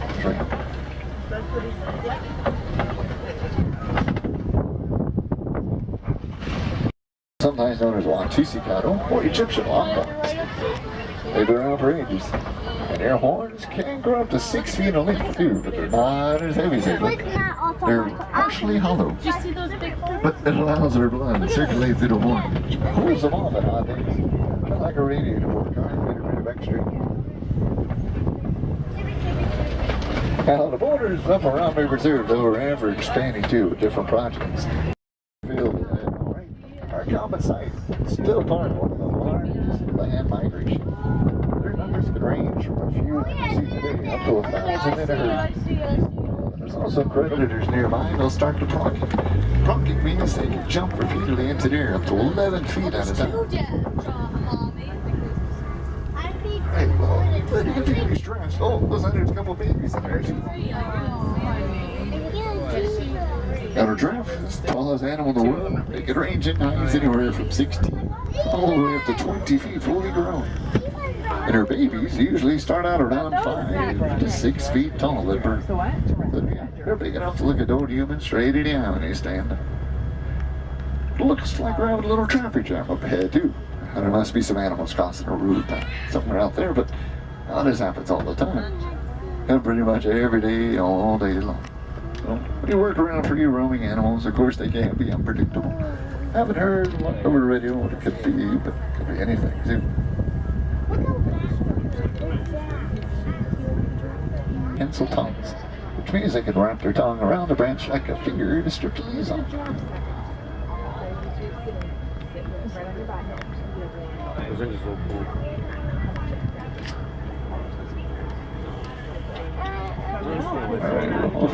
Pretty big, about 25 pounds worth. They also have the highest blood pressure of any mammal. It takes a lot to pump up the blood all. Now, if you're ever studying giraffes, though, good thing to.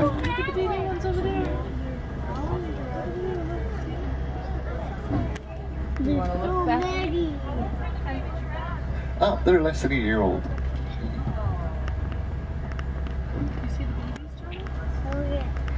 Alright, well next we're heading out towards elephant country, and I'm hoping we'll find something. The next water hole ahead. They come through here every day, foraging for food and strengthen their family bond. But socialists giving us a little trouble in the past, but don't worry though. This one we finally fixed, it just never sounds like it. Doesn't sound pretty bad again. I want to cross your fingers a little like that. So far, so don't you know where it is? Maybe safely across this time, but probably won't last much longer.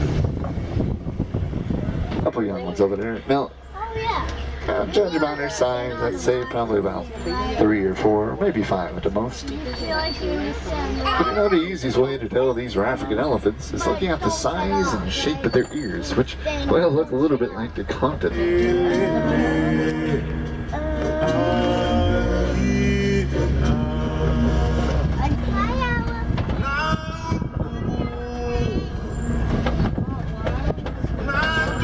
Here we go, great view again. Well, we'll make another stop here. Here's the whole back down the Bay of Bob. Oh, and greater flamingo is up ahead of the next spot.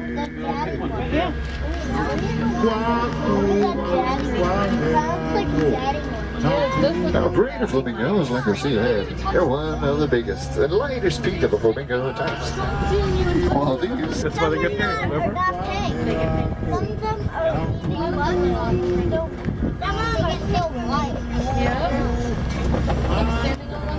Oh, that's the eyesight. They have great hair to make up. But even Africa's largest preserves, though, the white rhino are still not completely safe unless you protect their belly.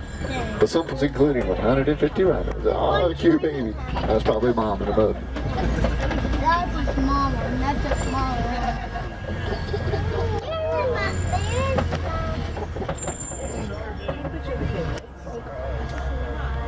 Poke mom with his horn.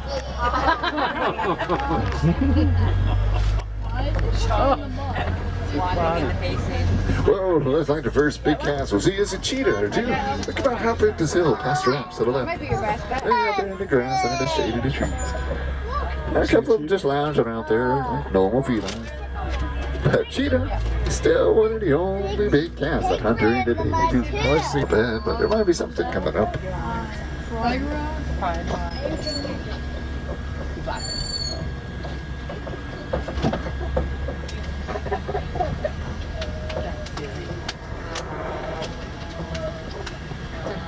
I think if you spot a lioness and a male lion coming up on the rocks. The male's actually winged with his head up. Oh, ostrich up ahead too.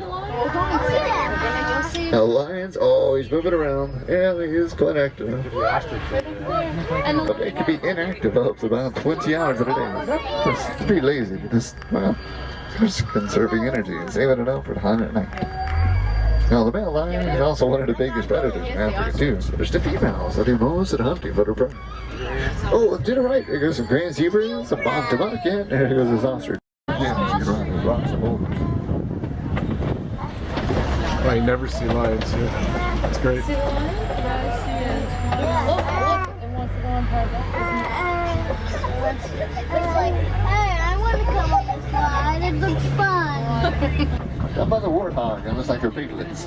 That's just before the next set of bushes coming up on our lap on those big boulders and rocks. A little bit farther, a little bit farther. That's like, now the warthog like these are kind of outside of the home. They can run pretty fast.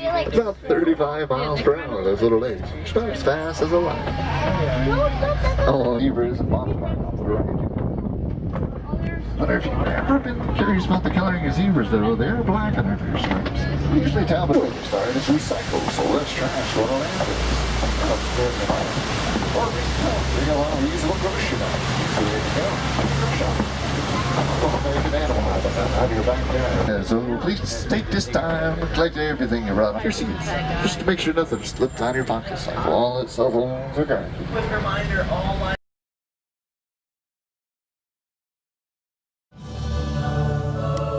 Hello, I'm Dr. Marsh, director of the Dino Institute, and I hope you enjoyed those quaint exhibits in the old wing. That's how dinosaurs have been presented to the public since the study of fossils began over 150 years ago. Today, that bare bones approach is about to become extinct. In a perfect blending of science and technology, the Dino Institute has created the Time Rover, an amazing vehicle that will literally transport you to the age of the dinosaurs. How? That's proprietary. But the result is a breathtaking journey through a prehistoric world where you will witness the most spectacular creatures to ever walk the earth. In a moment, you'll be going live to our control center for a comprehensive safety briefing, and then it's on to the tour that will convince you forever that the future is truly in the past. Hello, Hello there. Welcome to our little trans-dimensional joyride, folks. I'm Dr. Seeker, your friendly controller, and a heck of a paleontologist, if I do say so myself. But let's not talk about me. Let's talk about you, and how you can help me make history today with the Time Rover. It's like this. If I can bring you back from the Cretaceous period, it stands to reason that I can bring back a live dinosaur with you. And not just any dinosaur. Take a look at this guy. He's an iguanodon, and I'm certain that he is the key to understanding these magnificent creatures. I tagged him with a locator during an unauthorized field trip. Otherwise, I'd be traveling with you. Right now, our dino should be about here, at the very end of the Cretaceous period. That's where you're going today. I've arrived, it seems, just in time to correct a little misstatement. Dr. Marsh. There is impossibly close to the giant asteroid impact that destroyed most life forms on Earth. Our tools are designed to take you to the early Cretaceous period, and I can assure you that all time rovers have been securely locked on those coordinates. That's right. See? Securely locked. Denied. Access denied. Access denied. Continue. Access denied. Of course. We were just talking about seatbelts. Plug them in. Use them. It can get kind of choppy out there, so keep your hands and arms inside the vehicle at all times. Flash photography? I wouldn't. It alters the homing signal, and that's not good. Oh, and one more thing. Those locked coordinates? We're in. Now, here's the drill. You follow the homing signal to the iguanodon, then I'll enlarge the transport field, and boom, you're back with one additional passenger extra large. And don't worry about that asteroid. You'll be in and out of there before it even breaks the atmosphere. Trust me, what could go wrong? Time travel commencing in T-minus 10 seconds and counting. This is Seeker. Listen up. We've got to get in, grab the iguanodon, and get out before that asteroid hits. Let's roll!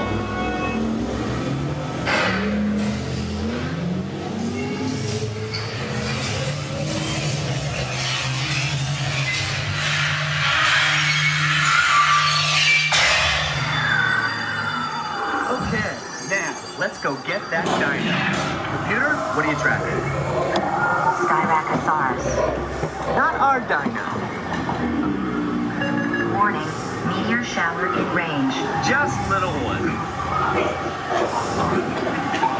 Oleoramus. Hadrosaur. Raptor. Time to get serious. Locking autopilot on homing to the now. Hang on! I'm tracking the big dino on the scope. Could be ours. Computer, full stop. Identify. Carnivores. Definitely not our dino. Go, go, go!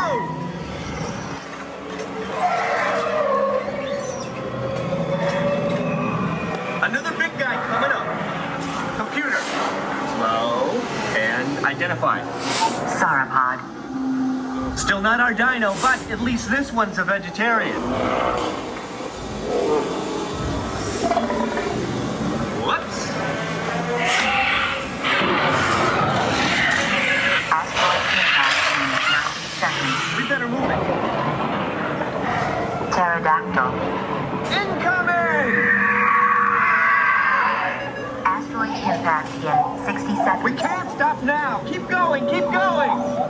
Compsognathus. Computer, what's happening? Loss of fences.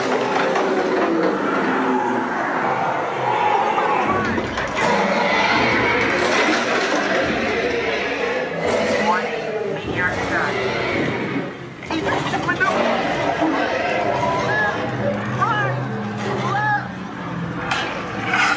That was close. Computer, now what? Carnivorous.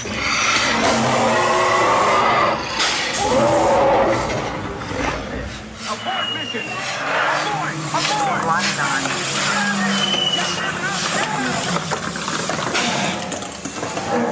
Asteroid impact. Brace yourself. I'm not gonna make it.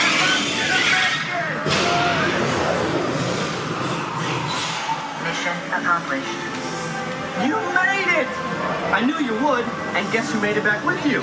I better find him before security does. Thanks for everything.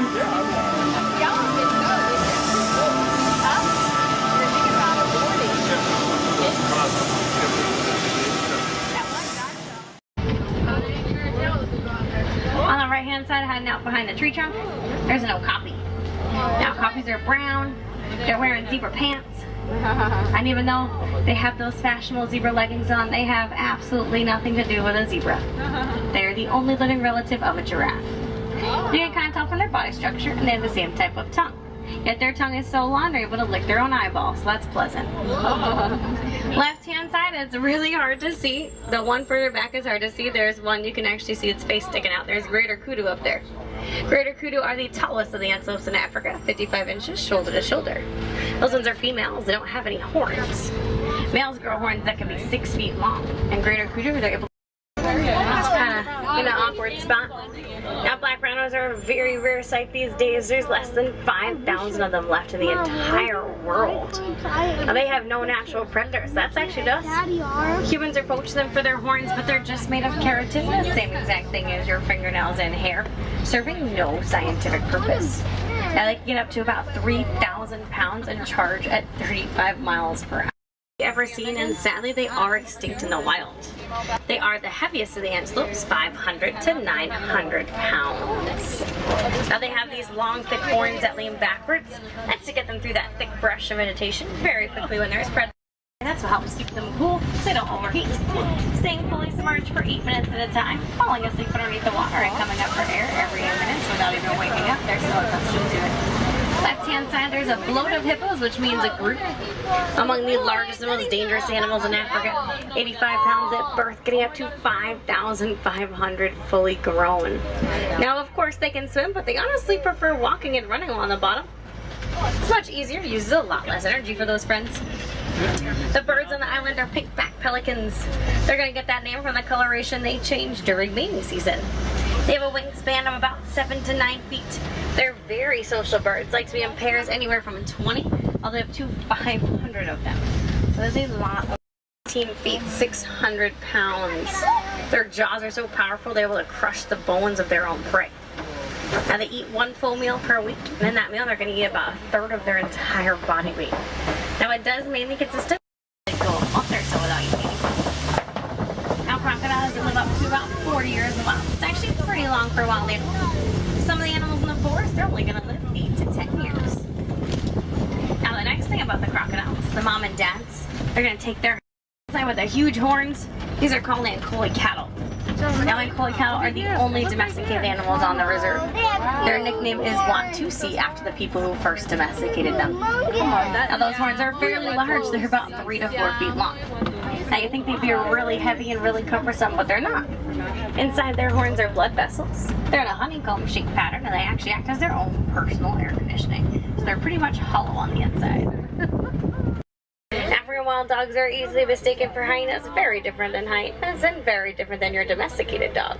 They only have 4 toes, they chirp. They actually sound more like a bird than they do a dog. Ankole cattle's pretty close to you on the right hand side. Charge! That's a good picture. Why do you guys I like the horns that go like in a big circle. I don't know why. Looks like they got their hands up. I love those ones.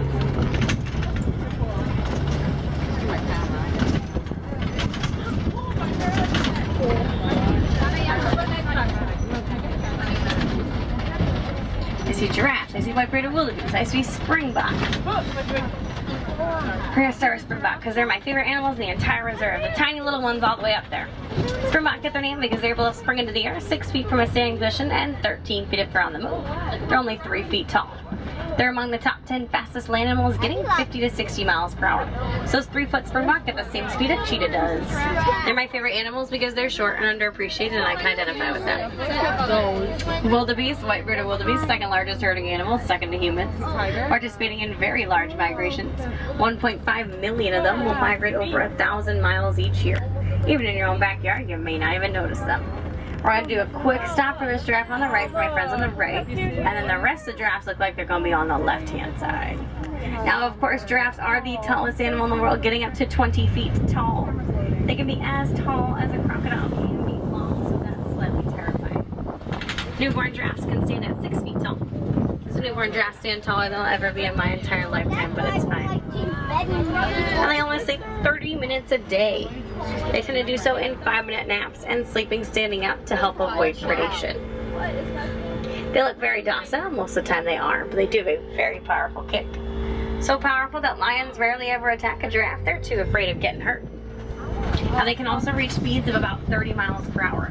Now first on the left-hand side, because they're really shy, there's mandrills over there, and that's actually the male who's like the most shy of them all. Mandrills are the largest monkeys in the world, getting up to 100 pounds. Looks like the mom and the babies are going to be poking out from these trees. You're going to start to see them walk back there.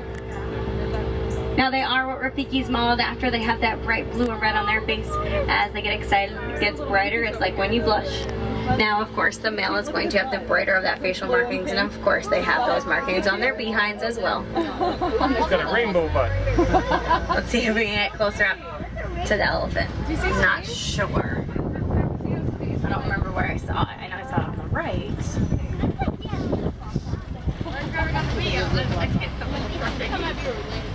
Oh, hi, friend. You're right here. Now this African elephant's gonna be a male. The only reason I know he's a male, he's all alone. African elephants, the males like to stay off by themselves. They like to stay in little bachelor pads. I think they're cool like that. All the moms, all the babies, they hang out together, taking care of each other. So it looks like my road's closed, probably because there's an elephant right there. So I guess we'll go this way. I'm hoping it takes us into elephant country. We're gonna see if we can go find those moms and all the babies. We're halfway there. Deep breath, it's okay. Okay. So close. So close. Oh, back tires, back tires. You guys good? Oh, back tires. Okay, whew. Almost forgot about you there. Alright, looks like we're entering some red clay pits. Now, red clay pits are very beneficial to elephants. Got a lot of minerals in them. You may see their tusk marks, their footprints. They're gonna... She's like 820 pounds. She's so little. She's almost a year old compared to all of them. She's so tiny.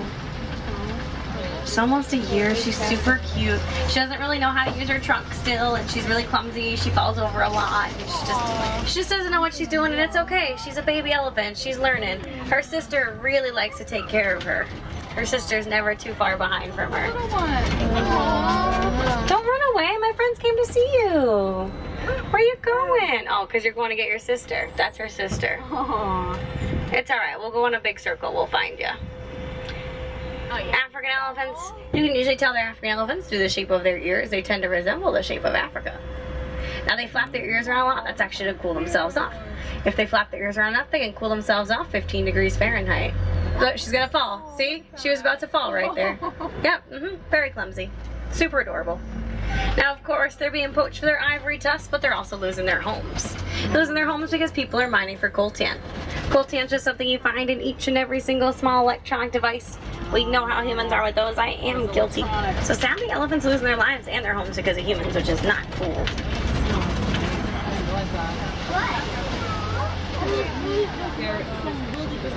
Okay, looks like there's greater flamingos up here. Now, even though these are called greater flamingos, these are the least color pink of all flamingo species. Getting that coloration from the brine shrimp and any other crustaceans they eat that contain keratin in them. Now, a group of them is called a flamboyance. When they're first born, they're actually gray in coloration. If you look in there right now, they have some like grayish white ones in there. Now it's going to take them about 2 full years of eating all that brine shrimp until they get to that classic pink coloration. So they have a lot of eating to do. We're going to leave the West Savannah where it's really open. Animals are migrating across that area. Just like our black rhino friend being poached for their horns. But they get up to about 5,000 pounds, whereas black rhinos, well, they only get up to that 3,000 pounds. Full charging at that 35 miles per hour. Now the Afrikaans name for a white rhino is Vite. You think it would mean white, but it means wide. That's due to their wide, broad mouth. That is actually going to be the main difference between a white and a black rhino. And all for speed, though, not for power, they can only go 60 miles per hour, a few short 100 yards, making them easily chased off by lions and hyenas. Now they use like do this because they come out of nowhere. There's some ostriches on your left-hand side. Now ostriches are the largest bird. They have those wings, but they cannot fly. They are way too big. They'd fall right over. So they're so cute. Look at their little hairs and their little tiny tusks. Where hogs are related to domesticated pig, they are the largest burrowing animal. Either using their own or using someone else's does not matter as long as they have a burrow. Very territorial, so they back in with their tusk-faced snout for defense, reaching speeds of about 35 miles per hour. Those little tiny ones up there? Bontabook? Hi. Okay. You want to come on a safari? Here he comes. He's coming after him. You want to come on a safari? No? Alright. Bontabook, about the only place you can see them. Reserves like this, protected land, they are extinct in the wild. Those large yellow eggs underneath the tree are ostrich eggs. Now, Bontabook, at one point, there were less than 20 of them left in the entire world. Now, they started to realize that those numbers were declining, so they did help them out. They are in healthy numbers, but they are still extinct in the wild. They've got a wingspan of about 5 feet. They're very unsocial birds, like to be in very, very small pairs of about 2 to 10. Whereas those pelicans like to be all the way up to 500. So for some reason, yellow-billed skirt, they don't really like to have friends. 30 every day. And there's also Gorilla Falls Exploration Trail. A nice easy walking trail. You can take the whole family, you can take your strollers with you on the right-hand side of the exit. You see gorillas, monkeys, zebras, okapis, hippopotamus, fish, birds, snakes, turtles, naked mole rats, meerkats, lots of fun things. That's going to close at 4:45 every day. Now, friends, when I say goodbye, that's rude, that is harsh. You are all my new friends. So instead, we say Kwaharini. Kwaharini means to go well. So go well, friends, go wild. Don't go too wild. It is still a family-friendly jungle out there. Again, my name is Winnie. It was a pleasure being your safari guide today. Any wilderness explorers, you've been riding the Simba 1 today.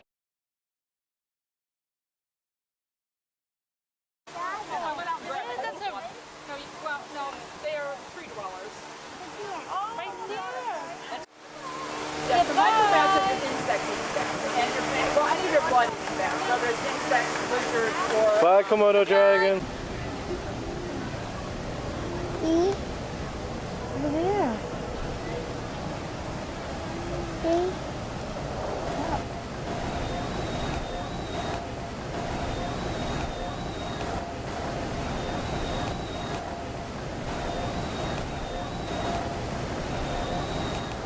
See over there?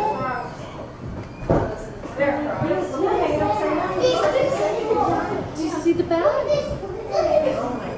See it? They're so big. See that?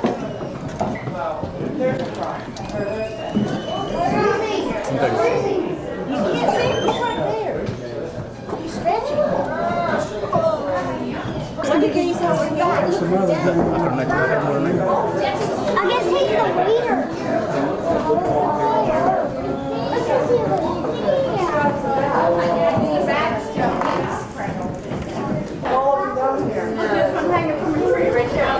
They're so big. I don't know. But yeah, look at them. Come to the window. And look at the ones that are hanging over there. I don't think that one's going to turn out that good because of the glass. Oh my, it's coming this way. They're so big. See that?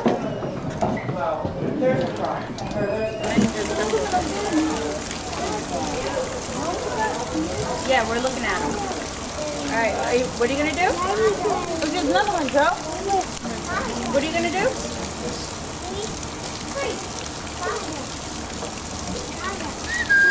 No, we're going to go through here.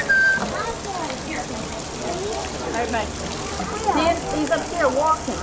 Oh, yeah. I want to get another picture of him. So, pick up my phone. Thank you, baby. Oh, there he is. There's actually 3 of them there. They're behind the tree. Okay. Oh, wait. You can have one.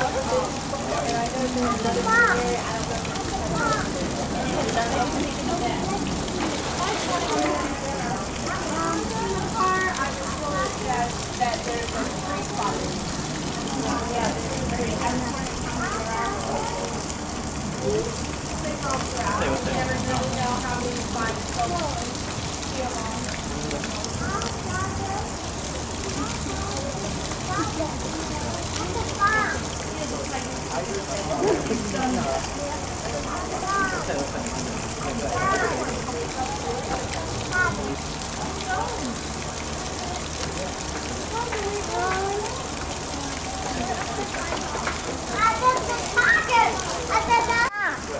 At the park. Yeah. At the park. I've seen three, but never really.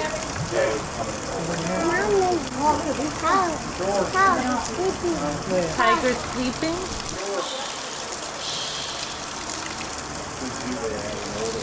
Tiger!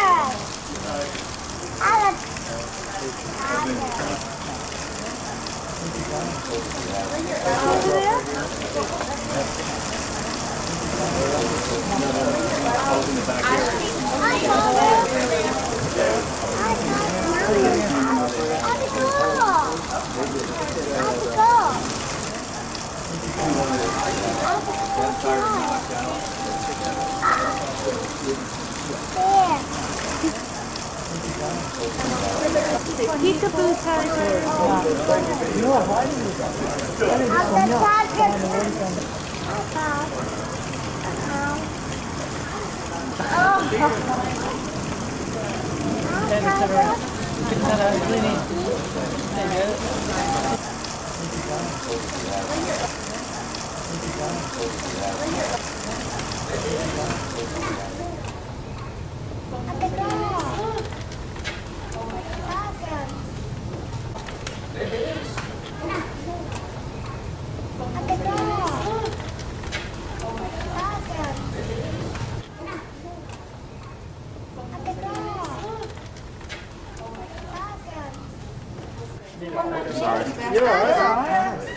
Yeah, turn around.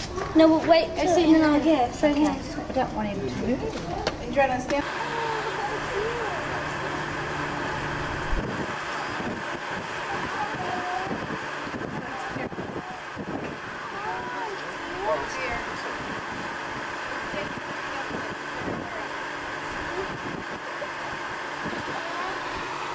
Wait, Mom.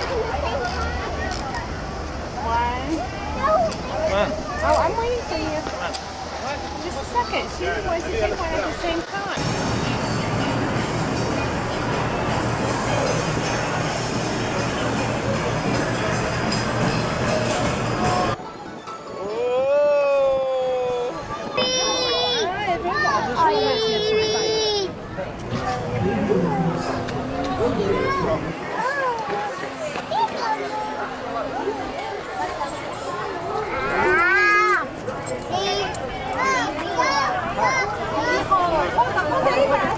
There you go. Everyone yelling right up to the camera.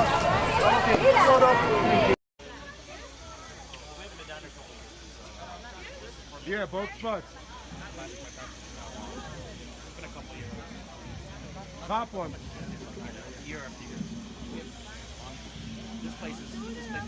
It's brewing. There it goes, Frank. How long is the line? An hour and a half. Yeah.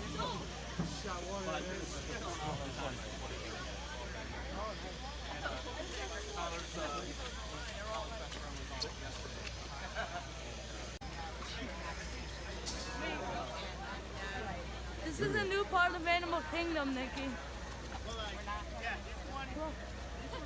Cool, right?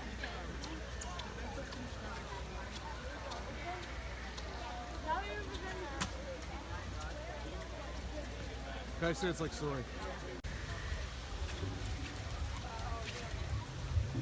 Nick, wait with me.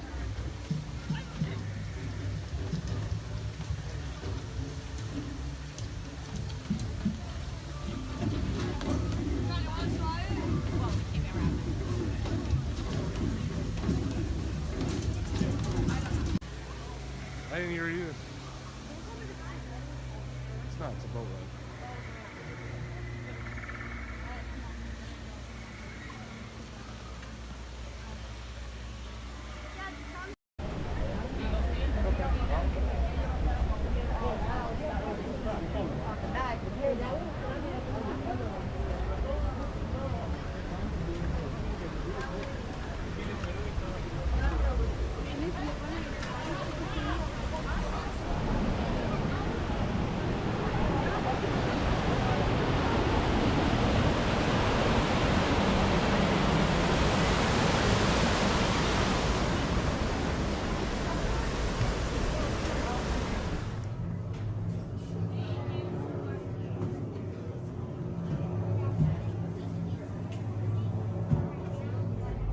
Dr. Stevens, they're ready.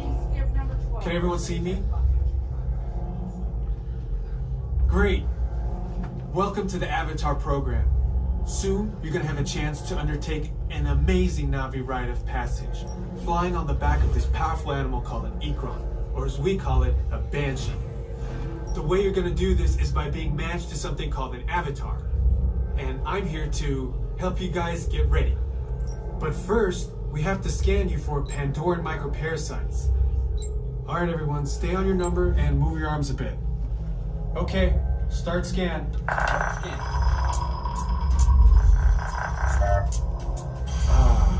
You've all got them. But don't worry, they're very common around these parts. Let's start the decon. Initiating GMR decon. Stand still over your number, you're not gonna feel a thing. You're doing great. Almost done here. They're all clear. Great. Now let's go over how all this works. Like I said before, you're going to be matched to these things called avatars, which look a lot like the Navi. They're created by blending human DNA and Navi DNA. Once we match you to an avatar, thanks to a special link chair, your mind will be able to control that avatar. Using avatars to fly this way was all figured out by my boss, Dr. Jackie Ogden. She leads our science team, which is part of the Pandora Conservation Initiative, and we're here in the Valley of Moara studying banshees and their environment. Over a generation ago, this enormous company called the RDA created a lot of damage to the area through their bad mining practices and conflicts with the Navi. Just like on Earth, it can take decades for ecosystems to recover. One way to understand what's going on with an ecosystem is to study what are called keystone species. These are animals like tigers, jaguars, seals. The banshee is one of these important animals. Dr. Ogden is the foremost expert on studying the Ikron and has spent years researching them. Unfortunately, banshees live high in rookeries and humans can't get anywhere near them without becoming their lunch. But the Navi and avatars can. In fact, the Navi have been riding on the backs of banshees since their earliest history. Thanks to science, avatars can ride on banshees too. That's why you're linking to an avatar. It was Dr. Ogden who restarted the Avatar program. It's because of her that you're able to go through this rite of passage today. Pandora is a breathtaking natural world. I cannot wait for you guys to see it for yourselves. Okay, to get you flying on a Banshee, we need to find each of you an avatar. Let's prep the genetic sampling. I'm on it. Okay, first we need to find the compatible match of your genetic material with the genetic material of one of the avatar bodies that we already have. Once we do that, you'll be able to link to that avatar and fly. Help us out and move around a bit. Almost. Yes, got him. Now, let's find you your avatar matches.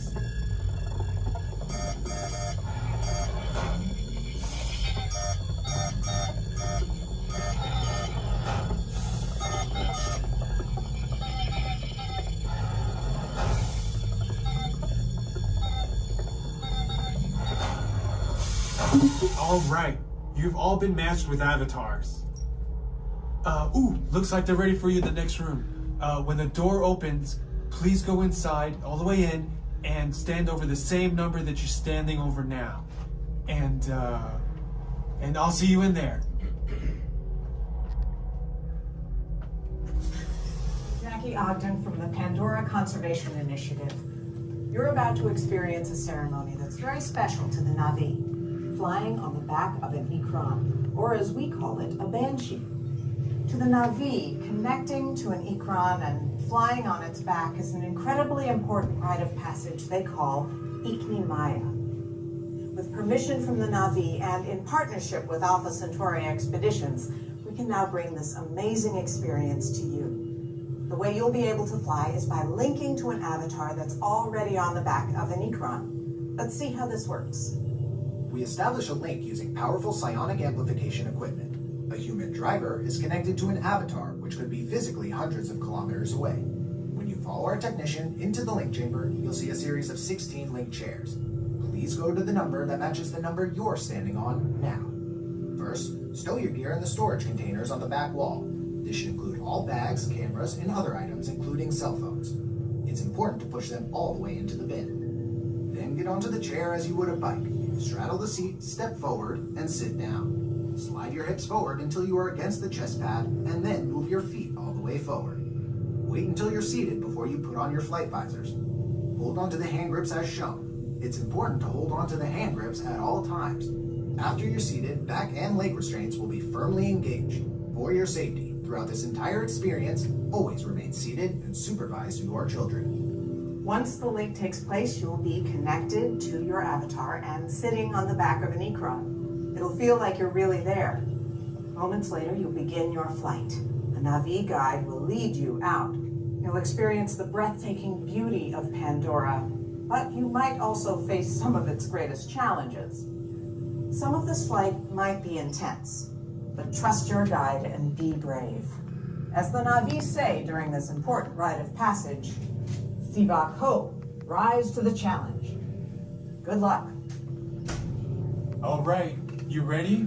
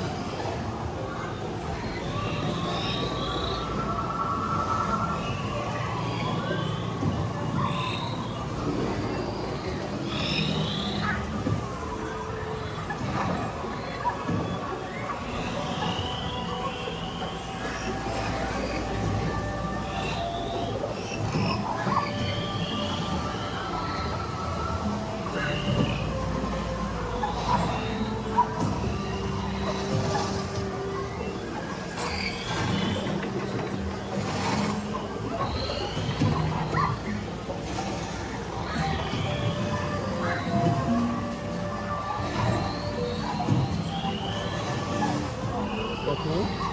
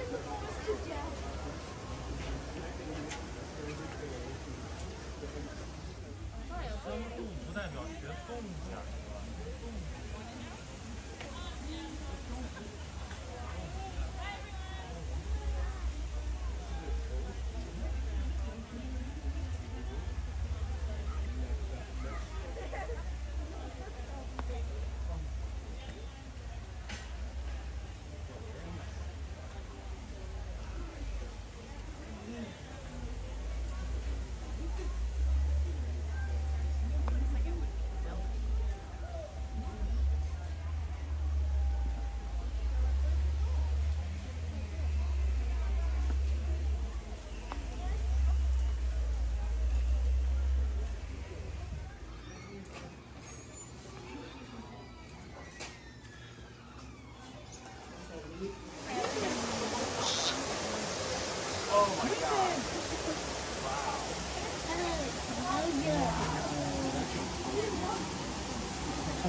You remember this tank?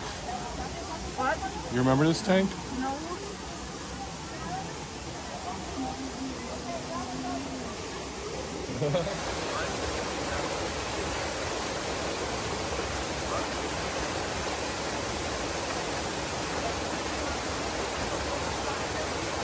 Awesome.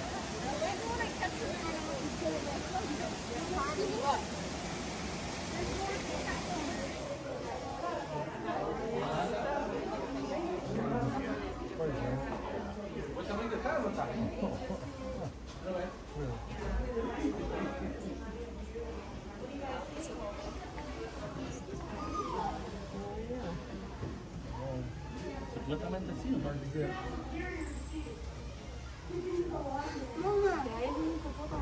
Sí, eso es lo que estaba diciendo.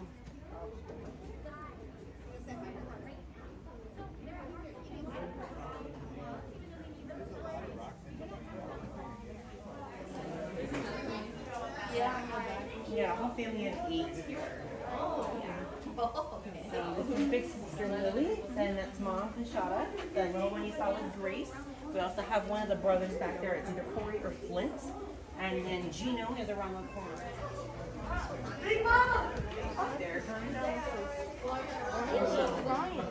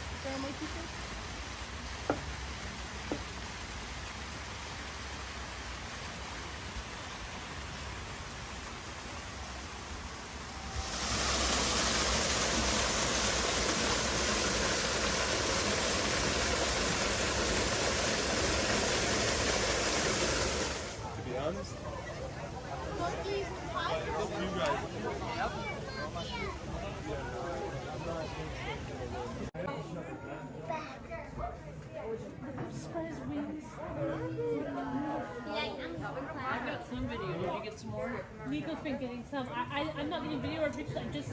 Wow. Erica, do you want a hug? Oh, don't put it in. Come here. What up? 1, 2, 1, 2, 3. Yeah, don't put it in. What do you say? If they don't come in through here. Those? Now watch, the one will fly back. We can't reach into that. I know, right? Oh, it's open air. Why would they make it like that? Look. Oh, yeah. That's the biggest fan I've ever seen. It's okay, I'm sure just Why can't we stick the hand? I think. Hello, Daddy. Do you want me to stick a hand? Oh. Cool. You want me to sweep moved up so she can get in? Oh, there he goes. Yeah, I did. There he is.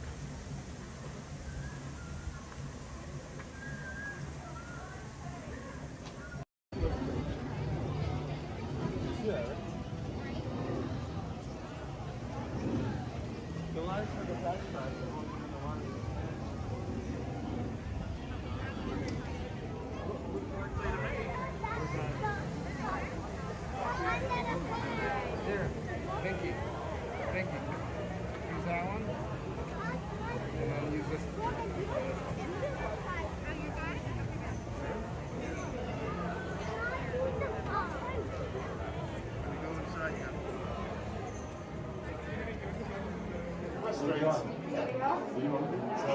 you're catching up.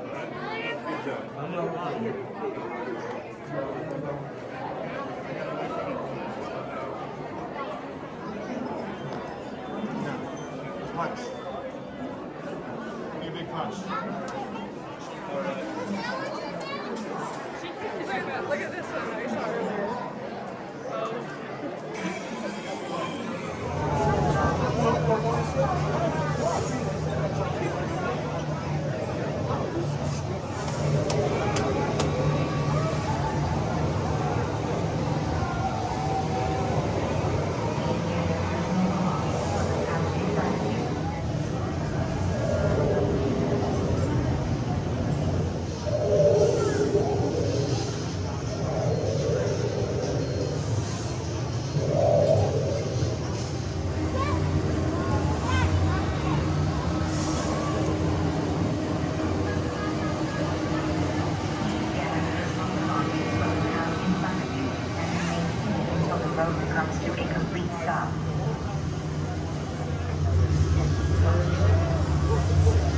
Time travel commencing in T-minus 10 seconds and counting. This is secret. Listen up. We've got to get in, grab the iguanodon, and get out before that asteroid hits. Let's roll.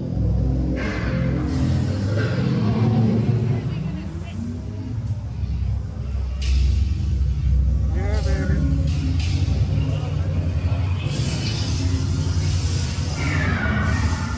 Okay, now let's go get that dino.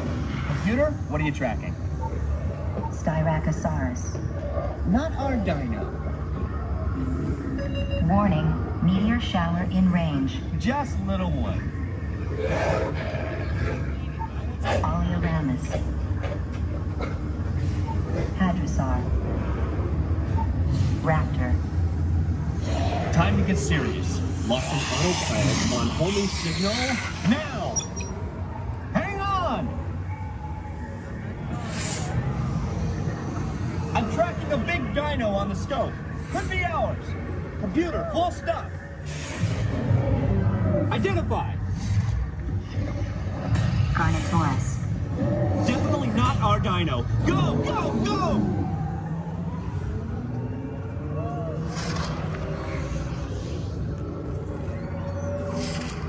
Another big guy coming up.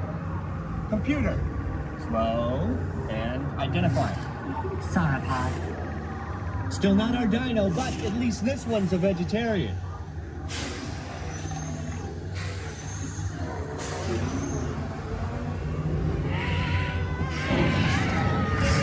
Asteroid impact in 90 seconds. We better move it. Pterodactyl. Incoming! Asteroid impact in 60 seconds. We can't stop now. Keep going, keep going. Compsognathus. Computer, what's happening? Loss of traction. Four-wheel drive, move it! Warning, meteor strike. Evasive maneuver! Left! Right! Left! Right! That was close. Computer, now what? Carnotaurus. That's it! Abort mission! Abort! Abort! Iguanodon. Forget it! Get them out now! Forget it! Forget it! Asteroid impact.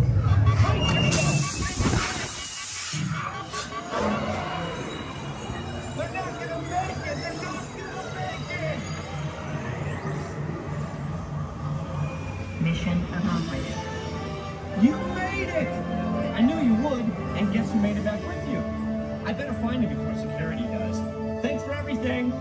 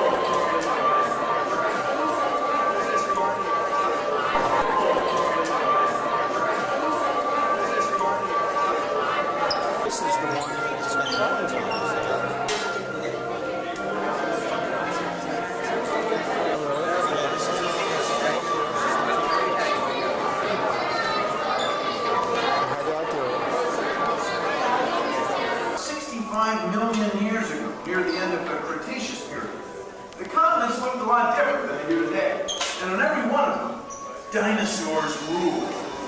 And for some reason, these magnificent creatures disappeared. What happened?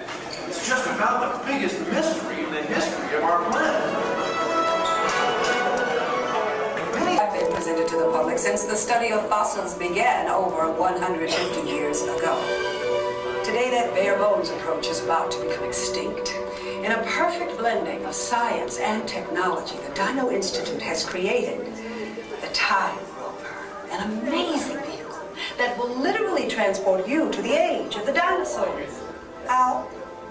That's proprietary. But the result is a breathtaking journey through a prehistoric world where you will witness the most spectacular creatures to ever walk the earth.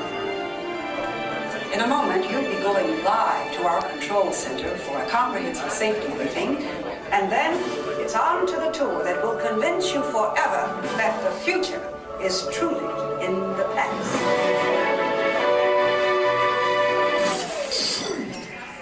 Hello there. Welcome to our little trans-dimensional joyride, folks. I'm Dr. Secret, your friendly controller, and a heck of a paleontologist, if I do say so myself. But let's not talk about me. Let's talk about you and how you can help me make history today with the Time Rover. It's like this.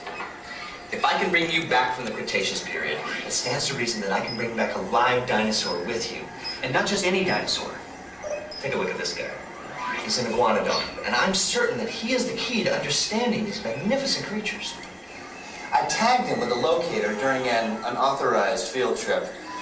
Otherwise, I'd be traveling with you. Right now, our dino should be about here, at the very end of the Cretaceous period. That's where you're going today. I've arrived, it seems, just in time to correct a little misstatement. Dr. Marsh. That is impossibly close to the giant asteroid impact that destroyed most life forms on Earth. Our tours are designed to take you to the early Cretaceous period, and I can assure you that all time rovers have been securely locked on those coordinates. That's right. See? Securely locked. Access denied. Continue. Of course. We were just talking about seatbelts. Plug them in. Use them. It can get kind of choppy out there, so keep your hands and arms aside the vehicle at all times. Flash photography? I wouldn't. It alters the homing signal, and that's not good. Oh, and one more thing.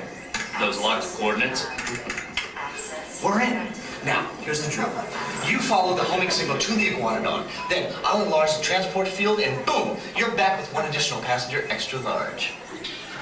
And don't worry about that asteroid. You'll be in and out of there before it even breaks the atmosphere. Trust me, what can go wrong? Hey, it's me again. Remember, only you guys are going on this special mission.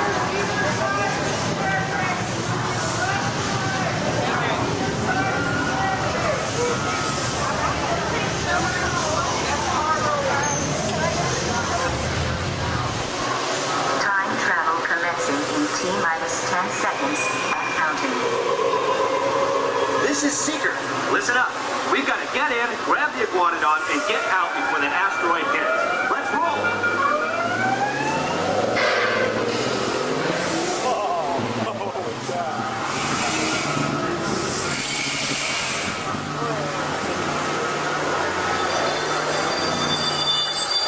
Okay, now, let's go get that dino.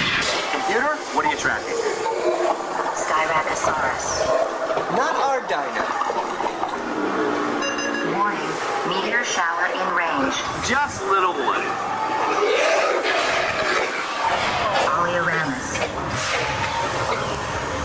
Hadrosaur. Raptor. Time to get serious. Locking autopilot on homing signal. Now! Hang on! I'm tracking a big dino on the scope. Could be ours. Computer, full stop. Identify. Our dino. Go! Go! Holy cow!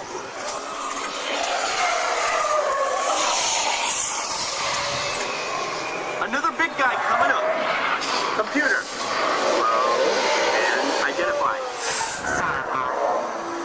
Still not our dino, but at least this one's a vegetarian. Whoops! Asteroid impact in 90 seconds. Pterodactyl. Incoming! Asteroid impact in 60 seconds. We can't stop now! Keep going, keep going! Compsognathus. Computer, what's happening? Loss of traction.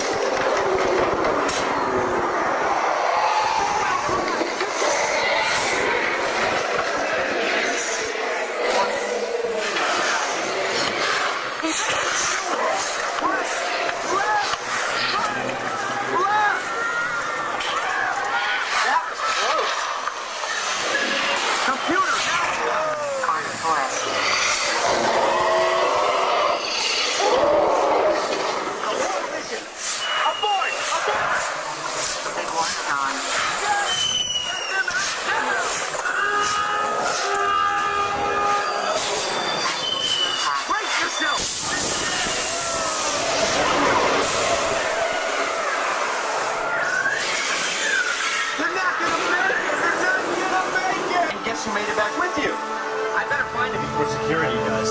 Thanks for everything!